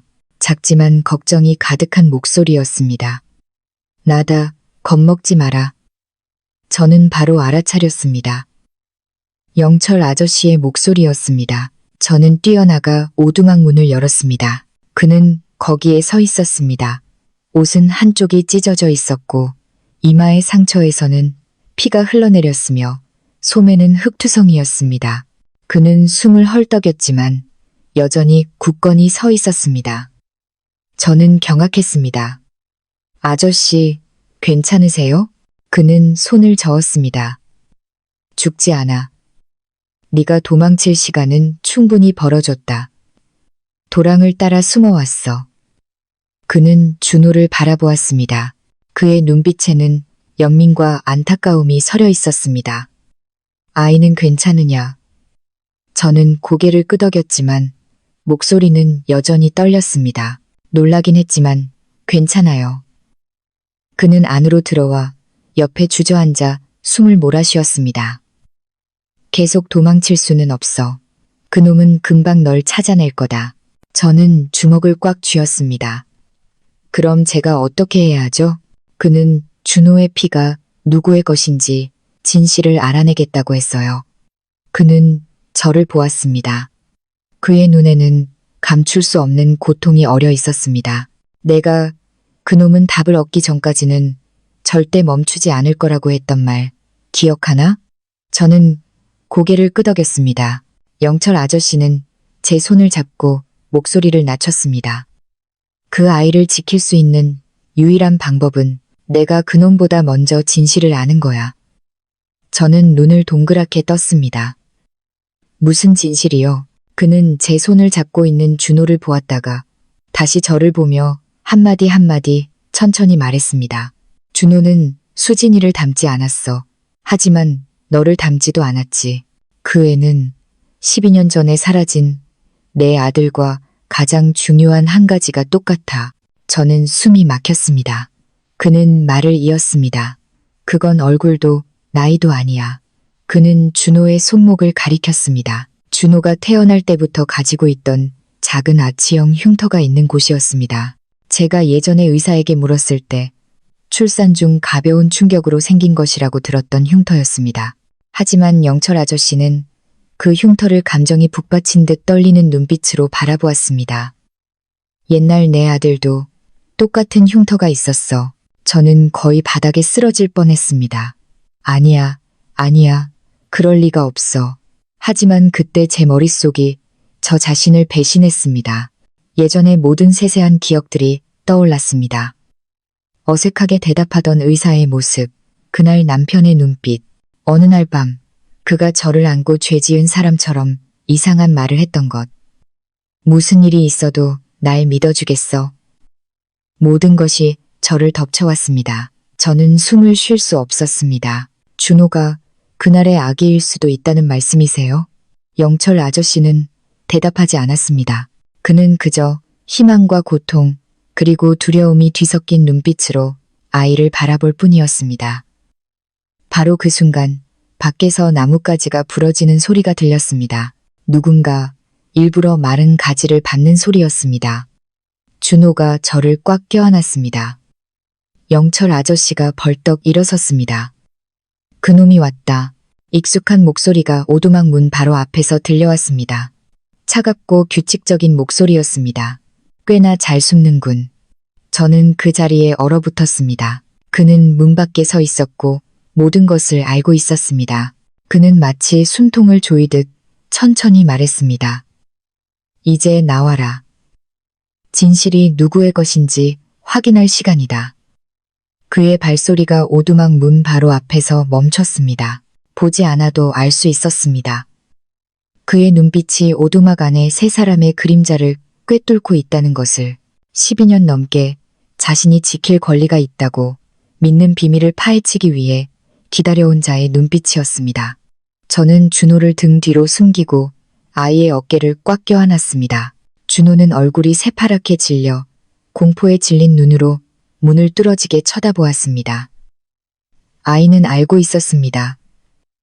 위험이 바로 앞에 있다는 것을. 아이의 손이 제 옷을 꽉 붙잡고 쓰러질 듯이 떨렸습니다. 영철 아저씨가 오두막 문 앞을 막아섰습니다. 그가 달려들 경우를 대비해 몸을 살짝 숙였습니다. 하지만 저는 알고 있었습니다. 아저씨의 힘으로는 그를 이길 수 없다는 것을. 아저씨는 나이도 많고 부상까지 입었습니다. 그는 분노와 모든 것을 할 준비가 된 자의 힘으로 가득 차 있었습니다. 그의 목소리가 낮고 차갑게 울려 퍼졌습니다. 꼬맹이, 네가 어떻게 도망치고 숨든 결국 내가 찾아냈지. 그는 문을 가린 비닐을 살짝 밀치고 몸의 절반을 안으로 들여놓았습니다. 해질녘의 빛이 그의 얼굴을 비췄습니다. 억센 턱, 붉게 충혈된 눈, 관자놀이에 말라붙은 피. 마치 광기에 내몰린 사람의 얼굴 같았습니다. 저는 소리쳤습니다. 들어오지 마. 그는 잠시 멈추더니 입꼬리를 올렸습니다. 내가 들어갈 필요는 없어. 너희들이 스스로 걸어 나오게 될 테니. 영철 아저씨가 말했습니다. 목소리는 갈라졌지만 강철처럼 단단했습니다. 형님, 그 아이는 보내주시오. 12년 전 일과는 아무 상관없소. 그는 영철 아저씨를 날카롭게 쳐다보았습니다. 상관이 없어. 네가 감히 그딴 말을 해, 영철아. 아저씨는 주먹을 꽉 쥐고 얼굴이 굳어졌습니다. 그는 오두막 안으로 완전히 들어와 영철 아저씨로부터 한 팔 거리 앞에 섰습니다. 저는 그에게서 뿜어져 나오는 차가운 기운을 느낄 수 있었습니다. 마치 오두막 안의 모든 나뭇잎을 휘감는 것 같았습니다. 그는 아주 천천히 말했습니다. 12년 전 그 일, 너만 아니었으면 내 여동생은 죽지 않았어. 영철 아저씨는 이를 갈았지만 목소리는 이상할 정도로 차분했습니다. 수진이는 형님 때문에 죽었소. 형님이 손을 비틀어 아이를 빼앗으려 했고 형님이 수진이를 길바닥으로 밀쳤으니까 내 탓으로 돌리지 마시오. 그의 목에 핏대가 섰습니다. 감히 뻔뻔하게 거짓말을 해. 내 아이를 훔쳐간 놈이. 준호가 울음을 터뜨리며 제 허리를 껴안았습니다. 저는 너무 무서워 다리가 후들거렸지만 여전히 떨리는 목소리로 물었습니다. 수진 언니가 아이를 낳은 게 사실인가요? 그는 저를 돌아보았습니다. 그 시선에는 고통과 원한이 뒤섞여 있었습니다. 그래, 그 아이는 우리 집안의 유일한 핏줄이었고 내가 어릴 때부터 키웠지. 이 말에 저는 그 자리에 굳었습니다. 저는 망설이며 물었습니다. 그럼 사진 속의 아기는 아저씨 아들인가요? 그는 긴 침묵 끝에 말했습니다. 그래, 내 조카다. 내 여동생의 친아들이지. 내가 갓난아기 때부터 키웠어. 저는 믿을 수 없다는 듯 숨을 헐떡였습니다. 그는 말을 이었습니다. 하지만 어느 날 밤 그 아이가 사라졌어. 공기가 얼어붙었습니다. 저는 숨이 막혔습니다. 사라졌다고요? 그의 눈빛이 갑자기 심연에 빠진 것처럼 텅 비었습니다. 아이가 요람해서 자고 있었어. 내가 5분 동안만 자리를 비웠지. 돌아왔을 때 요람은 텅 비어 있었어. 아무 흔적도 울음소리도 아무것도 없었어. 저는 가슴을 부여잡았습니다. 온몸이 얼음으로 뒤덮인 것처럼 차가워졌습니다. 그가 으르렁거렸습니다. 그리고 나는 누가 그 아이를 데려갔는지 알아. 그가 하는 말 한마디 한마디가 저를 꿰뚫는 것 같았습니다. 바로 내 남편이야. 심장이 세차게 뛰어 가슴이 아팠습니다. 저는 즉시 부인하고 싶었지만 다리가 풀려버렸습니다. 주위 공기가 진흙처럼 무거워졌습니다. 아니에요. 그럴 리가 없어요. 저는 계속해서 고개를 저었습니다. 그이는 온화한 사람이에요. 어떻게 그이가? 그가 말을 끊었습니다. 그날 밤 그 근처에 나타난 사람은 네 남편뿐이었어. 그놈은 수진이의 서류를 찾으러 우리 집에 왔었지. 그놈이 나한테 출생신고서를 주고는 모두가 대가를 치러야 할 거라고 말하고 떠났어. 저는 경악했습니다.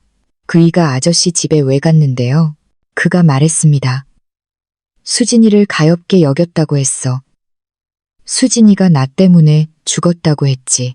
수진이의 것을 되찾아야 한다고 했어. 저는 바닥에 주저앉았습니다. 아니야, 그럴 리 없어. 내 남편은 나를 사랑해. 그는 수진 언니에 대해 한 번도 언급한 적이 없어. 이 가족을 안다고 말한 적도 없어. 왜 그가 끼어들었을까? 왜 그가 아기와 관련이 있었을까? 영철 아저씨가 끼어들었습니다. 목소리는 울음을 터뜨릴 듯 메어 있었습니다. 형님, 제발 그 사람 탓으로 돌리지 마시오. 그 아이를 데려간 건 그 사람이 아니라는 걸 나는 아오. 그는 눈을 가늘게 떴습니다. 내가 안다고. 영철 아저씨는 고개를 끄덕였습니다. 눈빛은 무겁게 가라앉아 있었습니다. 알고 있소. 그날 밤 내가 모든 것을 목격했으니까. 저와 그는 동시에 영철 아저씨를 돌아보았습니다. 아저씨는 무릎을 꿇고 떨리는 손을 무릎에 올렸습니다. 그의 목소리는 누군가에게 졸리는 듯 메어 있었습니다. 그 아이는 우리 중 누구도 데려가지 않았소. 그는 고개를 들었습니다. 눈물이 흘러내렸습니다.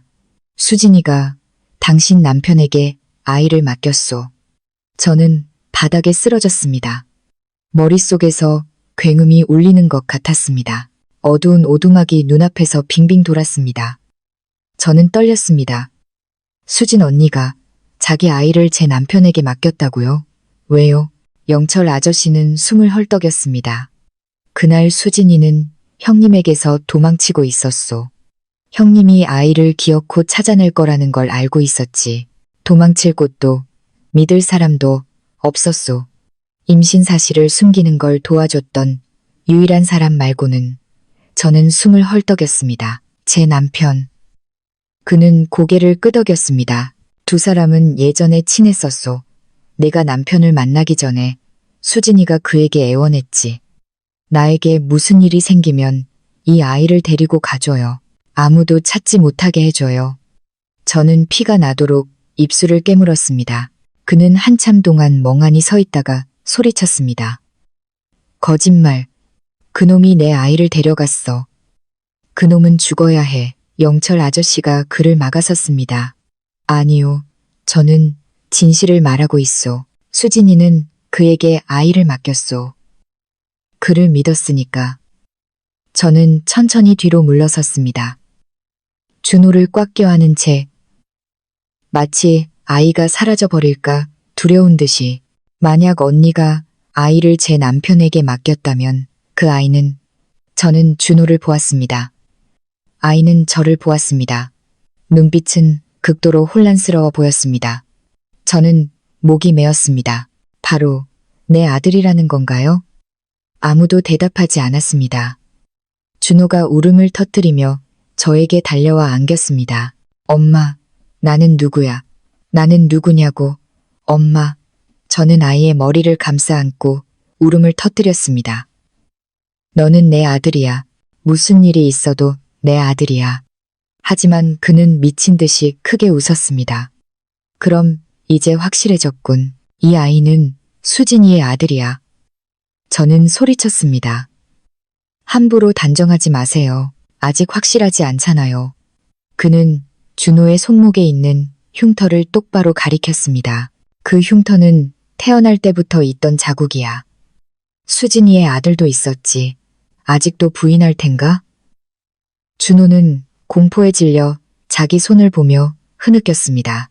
저는 혼란스러웠습니다. 진실을 알고 싶지 않아요. 확실한 결과가 있어야 해요. 내 아들 건드리지 마세요. 그가 날카롭게 소리쳤습니다. 좋아, 확실하게 해주지. 그는 한 걸음 다가왔고 저는 준호를 안고 뒤로 물러섰습니다. 그는 손을 휘둘렀지만 그가 채 닿기도 전에 오두막 뒤편에서 큰 소리가 울렸습니다. 누군가 문을 가린 비닐을 세게 찢고 엄청난 힘으로 뛰어들어왔습니다. 그는 휙 돌아섰고 저도 놀라 밖을 보았습니다. 그리고 저는 그 자리에 얼어붙었습니다. 방금 나타난 사람은 제 남편이었습니다. 그의 눈은 붉게 충혈되어 있었고 옷은 먼지투성이었으며 숨은 가빴습니다. 하지만 그가 내뱉은 첫마디는 저와 그 남자 모두를 경악하게 만들었습니다. 그 아이는 내 아들이오. 오두막 안의 공기는 남편이 들어서는 순간 그대로 배서버렸습니다. 심장이 바닥으로 떨어지는 소리가 들리는 듯 했습니다. 저를 꽉 껴안고 있던 준호도 굳어버렸습니다. 붉게 충혈된 눈으로 아빠를 바라보며 입을 벌렸지만 아무 소리도 내지 못했습니다. 그리고 우리를 몇 시간 동안이나 죽일 듯이 쫓아왔던 그 남자는 심장이 참을 듯한 찰나의 순간 동안 멍하니 서 있다가 이내 눈빛이 불붙은 수처럼 붉게 타올랐습니다. 그는 한 글자 한 글자 힘주어 말했습니다. 내가 여긴 어쩐 일이냐? 남편은 숨을 헐떡였지만 목소리는 이상할 정도로 단호했습니다. 모든 걸 확실히 하기 위해 왔소. 그는 제 품에서 떨고 있는 준호를 가리켰습니다. 이 아이는 내 아들이오. 다른 누구의 아들도 아니오. 그는 심연에서 기어 나온 듯한 갈라진 웃음을 터뜨렸습니다. 말은 참 쉽게 하는군. 수진이의 아이가 내 손에서 사라졌는데 정황, 시기, 나이 모든 게 들어맞는데 아직도 발뺌할 셈이냐? 남편은 주먹을 꽉 쥐었습니다. 저는 그를 바라보았습니다. 제 마음속에는 그가 수년 동안 저에게 숨겨왔던 수백 가지 질문이 소용돌이쳤습니다. 제가 단 한 번도 의심하지 않았을 정도로 철저히 숨겨왔던 비밀. 제가 함께 살아온 온화하고 착한 남자가 지금은 단 하나의 의심 때문에 자신을 죽일 수도 있는 남자와 마주하고 있었습니다. 남편은 천천히 목소리가 파랗게 질릴 정도로 억누르며 말했습니다. 그래, 그날 밤 내가 있었소. 그 주머니를 가지고 있었고 수진 씨가 형님에게서 도망치고 있었다는 것도 알았소. 하지만 나는 아이를 데려가지 않았소. 그가 으르렁거렸습니다. 거짓말. 남편은 한 걸음 앞으로 나섰습니다. 눈빛은 조금도 피하지 않았습니다. 거짓말이 아니오. 그날 나는 아이를 건드린 적도 없소. 그저 수진 씨가 부탁한 주머니를 맡아줬을 뿐이오. 하지만 내가 돌아왔을 때 아이는 이미 사라지고 없었소. 내가 아니었소. 공간이 얼어붙는 듯 했습니다. 저는 준호의 몸이 뻣뻣하게 굳는 것을 느꼈습니다. 아이는 두려움에 흐느꼈습니다. 그는 남편의 얼굴을 똑바로 가리켰습니다. 손은 분노로 떨렸습니다. 네가 아니면 누구란 말이냐. 그 아이는 나와 내 여동생 말고는 아무도 몰랐어. 그 애가 어디에 누워 있었는지 아는 사람은 아무도 없었다고. 남편은 잠시 눈을 감았다가 떴습니다. 목소리는 수년간의 고통에 잠겨 있었습니다. 바로 그 때문에 나는 12년 동안 죄책감에 시달렸소. 내가 수진 씨의 비밀을 지켜주겠다는 약속만 하지 않았더라면 어쩌면 그녀가 죽지 않았을지도 모른다고 생각하며 살았소. 저는 남편이 진실을 말하고 있다고 느꼈습니다. 그의 목소리에는 거짓이 없었습니다. 그 고통은 누구도 흉내낼 수 없는 것이었습니다. 하지만 그는 믿지 않았습니다. 그는 더 이상 옳고 그름을 분별할 능력을 잃은 듯 했습니다. 그의 눈에는 오직 복수심과 유일한 조카를 잃은 고통만이 남아 있었습니다. 그는 이를 악물고 말했습니다. 그럼 내 손에 있는 저 아이는 어떻게 설명할 거냐? 남편은 저를 돌아보았습니다. 그의 눈빛은 우리 인생에서 처음으로 저를 똑바로 마주하는 것 같았습니다. 그 눈빛에는 고통과 미안함, 그리고 용서를 구하는 간절함이 담겨 있었습니다. 준호는 당신 아들이야. 그가 말했습니다. 저는 목이 메었지만. 하지만 그 서류, 수진 언니, 그 주머니. 그는 제 말을 끊었습니다. 목소리는 낮고 떨렸지만 단호했습니다. 당신이 준호를 낳던 날, 당신은 정신을 잃었지. 그때는 나와 간호사뿐이었어. 내가 아이를 안고 나왔지만 어떻게 당신에게 모든 걸 설명해야 할지 알 수 없었어. 그의 목소리는 끊겼습니다. 당신, 내가 처음 아이를 봤을 때를 기억해? 나는 울었어. 그 순간 수진 씨의 아이가 생각났기 때문이야. 내가 수진 씨와의 약속을 지키지 못했던 그 밤이 떠올랐기 때문이야. 그는 주먹을 꽉 쥐었습니다. 나는 아이를 데려가지 않았지만 만약 내가 누군가에게 알리면 그놈이 모든 죄를 당신에게 뒤집어 씌울 거라고 생각했어. 그때 당신은 너무 어렸고 나는 감히 그럴 수 없었어. 눈물이 걷잡을 수 없이 흘렀습니다. 준호를 의심해서가 아니었습니다. 남편이 12년 동안이나 두려움과 죄책감, 그리고 고뇌 속에서 살면서도 저에게 단 한마디도 하지 않았다는 사실 때문이었습니다. 그는 비웃었습니다. 목소리는 조롱으로 가득했습니다. 내가 하는 이야기는 꼭 어린애들 잠재우는 동화 같군. 남편은 그를 돌아보았습니다. 눈빛은 더 이상 처음 들어왔을 때처럼 약하지 않았습니다. 그것은 모든 본능을 다해 자기 자식을 지키는 아버지의 눈빛이었습니다. 진실을 알고 싶다면 좋아. 유전자 검사를 하자. 당장 가자고. 하지만 아이는 안전해야 해. 아이 머리카락 한 올도 건드리지 마시오. 그는 입꼬리를 올렸습니다. 나는 검사 따위 필요 없어. 보기만 해도 알아. 남편은 분노로 목소리가 갈라지며 소리쳤습니다. 당신은 지금 당신의 눈으로 진실을 죽이고 있는 거요. 공기가 끊어질 듯 팽팽해졌습니다. 저는 이대로 두면 그가 통제력을 잃을 것이라는 것을 알았습니다. 그리고 그가 통제력을 잃으면 우리 모두가 죽을 것이었습니다. 저는 앞으로 나서 그와 남편 사이에 섰습니다. 만약 이 아이가 아저씨 조카라고 믿으신다면 이 아이를 보호해야 해요. 해치면 안 돼요. 그는 눈을 가늘게 떴습니다. 내가 감히 나를 가르치려 들어? 저는 그의 눈을 똑바로 쳐다보았습니다. 목소리는 떨렸지만 한 글자 한 글자 힘주어 말했습니다. 진실을 가장 알고 싶어 해야 할 사람은 바로 저예요. 그는 잠시 주춤했습니다. 저는 마른 침을 삼키고 말을 이었습니다. 저는 9달 열흘 동안 아이를 품었어요. 아이의 모든 숨결을 알아요. 이 아이가 누구인지 알아요. 하지만 만약 아저씨가 제 남편이 두 분 모두가 의심한다면 확실히 해야죠. 저는 제 가슴을 가리켰습니다. 진실을 감당해야 할 사람은 제가 아니라 바로 아저씨예요. 공간은 쥐 죽은 듯 조용했습니다. 그는 저를 오랫동안 바라보았습니다. 그의 눈빛은 더 이상 이전처럼 흉포하지 않았습니다. 증오와 절망 사이에서 흔들리는 무언가가 있었습니다. 그는 주먹을 꽉 쥐었습니다. 손등에 핏줄이 솟아올랐습니다. 그는 나지막이 말했습니다. 수진이의 아이에게는 다른 표식이 하나 더 있어. 저는 그 자리에 굳었습니다. 그는 준호의 손목에 있는 흉터를 가리켰습니다. 이 흉터는 2개의 표식 중 하나일 뿐이야. 2번째 표식은. 그는 한 걸음 다가왔습니다. 준호가 떨며 제 등 뒤로 숨었습니다. 목덜미에 있는 점이야. 심장이 쿵 내려앉았습니다. 준호에게는 점이 없었습니다. 저는 어릴 때부터 아이를 씻겨왔습니다. 아이의 피부 구석구석을 알고 있었습니다. 저는 즉시 말했습니다. 제 아들에게는 점이 없어요. 제가 어릴 때부터 키워서 알아요. 그는 눈을 가늘게 떴습니다. 갓난 아기 때는 있었어.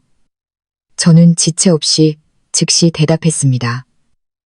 아이가 태어났을 때부터 제가 씻겼어요. 점은 없었어요.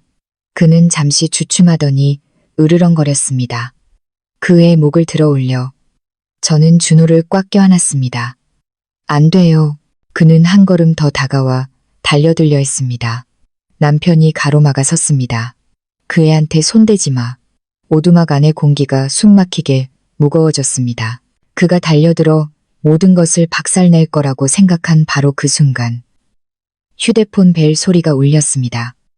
그의 휴대폰도 남편의 휴대폰도 아닌 제 휴대폰이었습니다. 계속해서 진동했고 오두막의 희미한 어둠 속에서 화면이 밝아졌습니다. 화면에는 익숙한 이름이 떠 있었습니다. 저를 그 자리에 얼어붙게 만든 이름, 보건소 의사 선생님. 저는 부들부들 떨었습니다. 왜 보건소 의사 선생님이 저에게 전화를, 왜 하필 지금 이 순간에? 그는 화면을 보고 얼굴이 하얗게 질렸습니다. 남편도 마찬가지였습니다. 저는 갈라진 목소리로 전화를 받았습니다. 여보세요. 전화기 너머 의사 선생님의 목소리는 저만큼이나 떨렸습니다. 아가, 아이 데리고 당장 보건소로 와. 그의 엄마가 서류를 남겨놨어.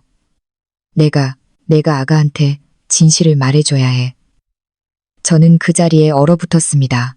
오두막 전체가 절대적인 침묵에 빠졌습니다. 의사 선생님이 공기를 가르듯 마지막 말을 했습니다. 옛날 그 아이, 사라진 적 없어. 데려간 사람은 아가가 생각하는 그 사람이 아니야. 저는 낡고 축축한 오두막 한가운데에서 그대로 얼어붙었습니다. 휴대폰은 손 안에서 부들부들 떨렸습니다. 저를 받아주었던 보건소 의사 선생님의 목소리는 마치 12년간 묻혀있던 무언가를 말하기 위해 마지막 숨을 몰아쉬는 것처럼 다급하고 끊어지며 울렸습니다. 아가, 아이 데리고 당장 부셔. 이일 그의 엄마가 서류를 남겨놨는데 지금 말하지 않으면 너무 늦을까봐. 그래. 그의 엄마라니요. 저는 바람처럼 떨리는 목소리로 되물었습니다. 의사 선생님, 똑똑히 말씀해주세요. 어떤 엄마요? 전화기 저편에서는 거친 숨소리만 들려왔습니다. 그날 그 아이 일, 아가들이 생각하는 그런 게 아니야. 아이를 데려간 사람은 아가, 남편이 아니라. 뚜둑뚜둑 잡음이 섞이더니 전화가 끊겼습니다. 저는 휴대폰에 대고 소리쳤습니다. 선생님, 선생님. 아무도 대답하지 않았습니다. 찢어진 오두막 지붕 사이로 스며드는 바람 소리만 들려올 뿐이었습니다. 그는 돌처럼 굳어 서 있었고 남편도 얼굴이 새하얗게 질려 있었습니다. 두 사람 모두 저를 쳐다봤지만 각자의 눈빛은 서로 다른 폭풍을 담고 있었습니다. 그는 미친 듯한 의심을, 남편은 두려움과 절망을, 영철 아저씨는 흙바닥에 주저앉아 마치 자신의 기억을 부숴버리려는 듯 손으로 이마를 감쌌습니다. 그렇다면 아이를 데려간 사람은 다른 사람이었다는 건가? 그가 속삭였습니다. 저는 고개를 번쩍 들었습니다. 심장이 가슴속에서 쿵쿵 울렸습니다. 혹시 아이를 데려간 사람이 바로 의사 선생님 아닐까? 그는 소스라치게 놀라며 눈에 살기를 번뜩였습니다. 아니야. 그 여자는 아무 관련 없어. 남편은 저를 보며 주먹을 꽉 쥐었습니다. 아니, 선생님은 그럴 이유가 없어. 만약에 그의 눈빛이 어두워졌습니다. 만약 선생님이 수진 씨의 비밀을 알아챘다면 모를까. 오두막은 무덤처럼 조용해졌습니다. 제 품에 안긴 준호의 심장 박동이 망치 소리처럼 선명하게 들렸습니다. 저는 간신히 평정을 유지했습니다. 우리 보건소에 가봐야 해요. 선생님이 서류를 가지고 계시고 무슨 일이 있었는지 아실 거예요. 그가 손을 세차게 내저었습니다. 안 돼. 그 여자가 입을 열면 모든 게 엉망이 될 거야. 남편이 맞받아쳤습니다. 엉망이 되든 안 되든 우리는 진실을 알아야 해. 12년이나 지났다고. 그는 달려들며 천둥처럼 으르렁거렸습니다. 내가 원하는 건 그 아이뿐이야. 저는 준호를 꽉 껴안고 뒤로 물러섰습니다. 진실을 원하세요? 아니면 제 아들을 빼앗고 싶으세요? 그가 한 걸음 더 다가오며 으르렁거렸지만 바로 그때 쾅 하는 소리와 함께 강한 바람이 문을 가린 비닐을 날려버렸습니다. 그가 휙 돌아섰고 저도 돌아봤습니다. 준호가 제 손을 꽉 쥐었습니다. 밖에서 쏟아져 들어온 빛 속에 보건소 의사 선생님이 나타났습니다. 그녀는 거기에 서 있었습니다. 얼굴은 새파랗게 질려 있었고 떨리는 손으로 문틀을 붙잡고 있었습니다. 마치 긴 거리를 달려온 듯 온몸이 땀으로 흠뻑 젖어 있었습니다. 그녀의 눈은 충혈되어 있었고 마치 구원을 요청하듯 저에게 매달렸습니다. 아가, 내가 말해야 해. 그 사람이 의심에 사로잡혀 자기를 죽이기 전에. 저는 달려가 그녀를 부축했습니다. 선생님 무슨 일이세요? 말씀해 주세요. 진실이 뭐예요? 그는 주먹을 꽉 쥐며 위험한 목소리로 말했습니다. 쓸데없는 소리 하지 마시오. 의사 선생님은 그를 똑바로 가리키며 두려움에 떨리는 목소리로 말했습니다. 나는 12년 동안 입을 다물었어. 저 사람이 자기 여동생을 죽인 것처럼 나도 죽일까봐 무서워서. 공간이 폭발하는 것 같았습니다. 저와 남편, 영철 아저씨 모두 그를 휙 돌아봤습니다. 그는 눈을 부릅떴습니다. 무슨 소리야? 의사 선생님은 흐느꼈습니다. 그날 밤, 수진이가 도망친 게 아니었어, 아가. 그녀는 저를 똑바로 바라보며 눈물을 흘렸습니다. 저놈이 칼을 들고 수진이를 쫓아갔어. 저는 쓰러졌습니다. 준호는 와락 울음을 터뜨렸습니다. 남편은 믿을 수 없다는 듯 그 자리에 얼어붙었습니다. 그는 상처 입은 짐승처럼 소리쳤습니다. 입 닥쳐. 하지만 의사 선생님은 이것이 유일한 기회라는 것을 알았는지 다급하게 말을 이었습니다. 내가 다 봤어. 저놈이 마당에서 수진이를 때렸어. 아이를 빼앗고 수진이를 계단 아래로 밀쳤어. 수진이는 아이를 안고 길거리로 뛰쳐나갔고 바로 저놈 눈앞에서 트럭에 치였어. 그녀는 흐느끼며 그를 가리켰습니다. 수진이를 죽인 건 바로 저놈이야. 그는 얼굴이 붉어지고 눈에 핏발이 서며 소리쳤습니다. 거짓말. 의사 선생님은 저에게 다가와 제 손을 꽉 잡았습니다. 수진이가 차에 치였을 때 내가 달려갔어. 아이를 안았지. 살아있었어. 울부짖었지만 살아있었다고. 오두막 전체에 천둥 소리가 울리는 듯 했습니다. 저는 목이 메었습니다. 그럼 누가 아이를 데려갔나요? 의사 선생님은 울었습니다. 내가 공기가 굳어버렸습니다. 저는 무릎을 꿇었습니다. 남편은 눈을 부릅뜨고 더듬거렸습니다. 선생님이 아이를 데려가셨다고요? 그녀는 세차게 고개를 끄덕이며 흐느꼈습니다. 저 집안 사람들 손에 아이가 계속 있으면. 그녀는 그를 가리켰습니다. 죽을 거라고 생각했어. 원한에 시달릴 거라고. 내가 숨겨야만 했어. 저는 더 이상 사람의 목소리가 아닌 목소리로 물었습니다. 어디에 숨기셨는데요? 의사 선생님은 잠시 숨을 참더니 말했습니다. 분만실에. 바로 네가 준호를 낳던 날에. 저는 손발의 감각이 사라질 정도로 큰 충격을 받았습니다. 선생님이 아이를 바꾸셨다고요? 의사 선생님은 울음을 터뜨렸습니다. 선택의 여지가 없었어. 내 아이는 다른 산모 방으로 잘못 옮겨졌고 나는 찾을 수가 없었어. 너무 당황해서 나는 수진이의 아이를 내 침대 옆에 두고 도망쳤어. 남편의 얼굴에서 핏기가 사라졌습니다. 내 아이를 바꾸셨다고요? 의사 선생님은 땅에 무릎을 꿇고 제 다리를 붙잡았습니다. 용서해다오. 나는 그 아이를 구하고 싶었어. 저는 뒤로 물러서며 칼로 베는 듯한 목소리로 한 글자 한 글자 내뱉었습니다. 그럼 준호는? 의사 선생님은 흐느꼈습니다.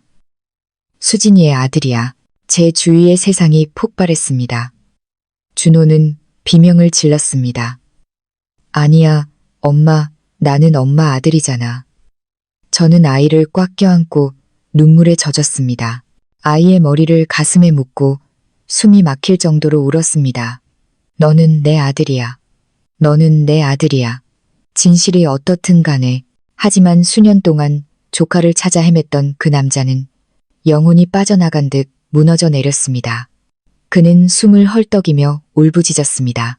그럼 그 애가 살아있었구나. 그는 벌떡 일어나 한 걸음, 두 걸음 준호를 향해 똑바로 다가왔습니다. 저는 앞을 막아서며 소리쳤습니다. 내 아들 건드리지 마. 그의 목소리는 갈라졌지만 더 이상 날카롭거나 분노에 차 있지 않았습니다. 죽이지 않아.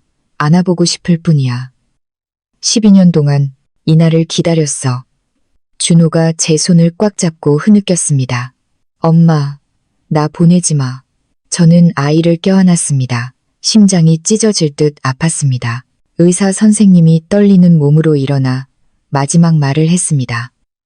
진실은 밝혀졌지만 결정은 12년 동안 이 아이를 키운 사람의 몫입니다. 오두막 안의 모든 시선이 저에게 쏠렸습니다.